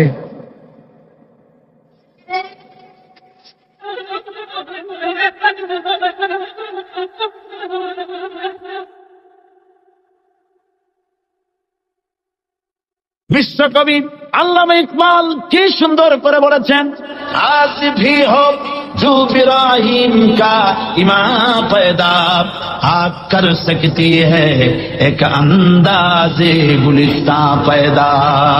ইব্রাহিমের ইমান যদি আজও কোথাও হয় বিদ্যমান, করতে পারেন অগ্নিকুণ্ডে খুবসুরত এক গুলিস্তান। এখনো যদি ইব্রাহিমের সন্তানদেরকে আগুনের মধ্যে ফেলে দেওয়া হয়, আর ইব্রাহিম ইমাম যদি থাকে, আগুনকে ফুলের বাগান বানাবার ক্ষমতা আল্লাহর আছে। চিরকাল আল্লাহ পাক এই কালেমাকে দিয়েছেন আল্লাহর সার্বভৌমত্বকে প্রতিষ্ঠা করার জন্য।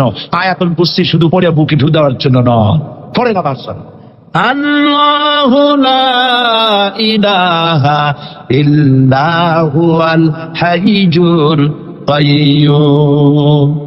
দুনিয়ার সমস্ত পয়গম্বর অত্যাচারিত হলেন, শুধু তাই নয়, বিশ্ব নবী আখির জামানার পয়গম্বর নবী মুহাম্মদ রাসূলুল্লাহ সাল্লাল্লাহু আলাইহি ওয়াসাল্লাম জাতির কাছে আসলেন। তিনি এসে বললেন, ইয়া আইয়ুহান নাস কুলু লা ইলাহা ইল্লাল্লাহ। প্রথম দাওয়াত, প্রথম দাওয়াত। শুনছেন কথা? রাসূলুল্লাহ বলছেন, ও জাতি, আমার রাসূল তো মক্কার রাসূল না শুধু, মদিনার রাসূল না শুধু, আপনি ভাষাভাষীদের রাসূল না শুধু, আমার নবী কি নবী? চিল্লা বলে। তাই তিনি বলেছেন, ও বিশ্বের মানবতা, বিশ্বের মানব গোষ্ঠী, যদি মুক্তি পেতে চাও, নাজাত পেতে চাও, উচ্চারণ করো, বিশ্বাস করো, আমল করো, বলো লা ইলাহা ইল্লাল্লাহ। জোরে পড়েন, লা ইলাহা ইল্লাল্লাহ, লা ইলাহা ইল্লাল্লাহ মুহাম্মাদুর রাসূলুল্লাহ। কোরআনে কারীমের ভিতরে আয়াতুল কুরসির মধ্যে বলে দিয়েছেন, আল্লাহু লা ইলাহা ইল্লা হুয়াল হাইয়ুল কাইয়্যুম। প্রাণ খুলে সবাই পড়েন, বসা মানুষ দাঁড়ান মানুষ। আল্লাহু লা ইলাহা ইল্লা হুয়াল হাইয়ুল কাইয়্যুম। আল্লাহ রাব্বুল আলামিন, তিনি ছাড়া কোনো ইলাহ নাই, তিনি সার্বভৌমত্বের মালিক, কেউ নাই আল্লাহ ছাড়া। এই কথা মানুষকে ঘোষণা করতে হবে।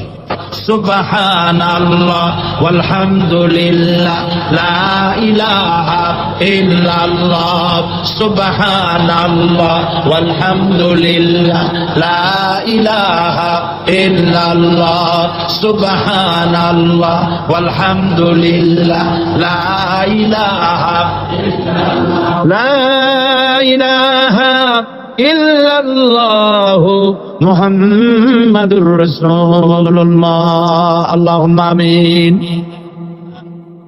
রব্বানা যালামনা আনফুসানা ওয়া ইন লাম তাগফির লানা ওয়া তারহামনা লানাকুনান্না মিনাল খাসিরিন। সবাই পড়েন আমার সাথে, রব্বানা যালামনা আনফুসানা ওয়া ইন লাম তাগফির লানা ওয়া তারহামনা লানাকুনান্না মিনাল খাসিরিন।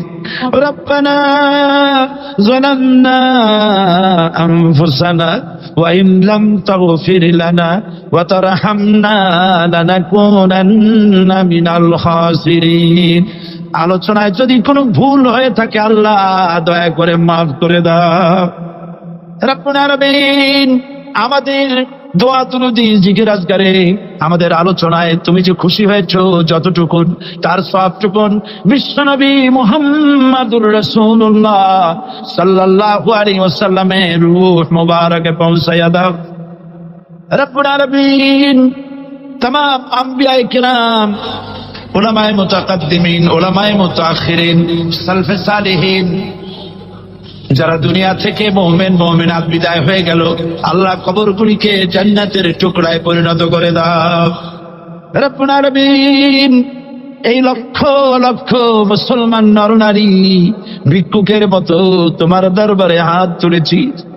আল্লাহ গো, আমাদের মধ্য থেকে আমাদের মা বাপ যাদের দুনিয়া থেকে বিদায় হয়ে গেছে, আল্লাহ আমাদের মা বাপের কবরে সওয়াব পৌঁছায়া দাও।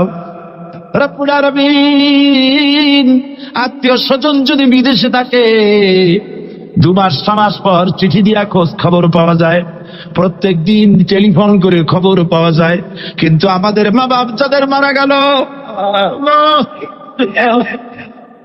বছরের পর বছর, যুগের পর যুগ বিদায় হয়ে গেল, কোন হালতে আছে জানি না। আল্লাহ আমাদের মা বাপের কবরগুলি জান্নাতের টুকরায় পরিণত করে দাও রব্বুল আলামিন। আমাদের আব্বা কত মহব্বত করতেন, কত কষ্ট করেছেন। আল্লাহ তাআলা আমাদেরকে লেখাপড়া শেখাবার জন্য কত কষ্ট করেছেন, মানুষ বানাবার জন্য কত কষ্ট করেছেন। আমাদের জন্য ঘর বাড়ি বানায়া জায়গা জমি কিনে রেখে সবগুলি থুয়ে খালি হাতে চলে গেছে বাবা। আল্লাহ আমাদের আব্বা রুহের বরের সওয়াব পৌঁছায়া দাও রব্বুল আলামিন। এখন তো আর বাড়ি গেলে নাম ধরে কেউ ডাকে না। আয় আল্লাহ, আমাদের আব্বা যত গুনাহ করেছি জানা অজানা, সমস্ত গুনাহগুলি আল্লাহ তুমি সাইয়্যাতুল হাসানাত দিয়া বদলাইয়া দাও রব্বুল আলামিন। আমাদের জনম দুঃখিনী মা, আয় আল্লাহ, মা যা যে হারাইছে সেই বুঝে কি নিয়ামত তার চলে গেছে। আল্লাহ আমাদের মা যার বিদায় হয়ে গেছে, মায়ের কবরটাকে জান্নাতের টুকরায় পরিণত করে রব্বুল আলামিন। মায়ের পেটের ভিতরে বসে 10টা মাস ধরে মায়ের কষ্ট দিছি, তিনি ডেলিভারিতে কষ্ট করেছেন, 2-2.5 বছর বুকের দুধ খেয়ে কষ্ট দিয়েছি, পেশাব পায়খানা করে মায়ের কাপড় চোপড় নষ্ট করে দিয়েছি। মা বিরক্ত হন নাই, থাপ্পড় মারেন নাই, আছাড় দিয়া ফেলায় দেন নাই। আল্লাহ মা চাচের মারা গেল মামু, মায়ের কবরটাকে জান্নাতের টুকরা বানায়া দাও রব্বির হামহুমা কামা রব্বায়ানি সগীরা। আমার ভাইরা, আমার মা বোনেরা করুণ ভাবে আল্লাহরে বলেন রব্বির হামহুমা কামা রব্বায়ানি সগীরা, রব্বির হামহুমা কামা রব্বায়ানি সগীরা। রব্বানা تقبل منا إنك أنت السميع العليم وتب علينا إنك أنت التواب الرحيم سبحان ربك رب العزة عما يصفون وسلام على المرسلين والحمد لله رب العالمين واجعل آخر كلمة عند الموت لا إله إلا الله محمد رسول الله. السلام عليكم ورحمة الله.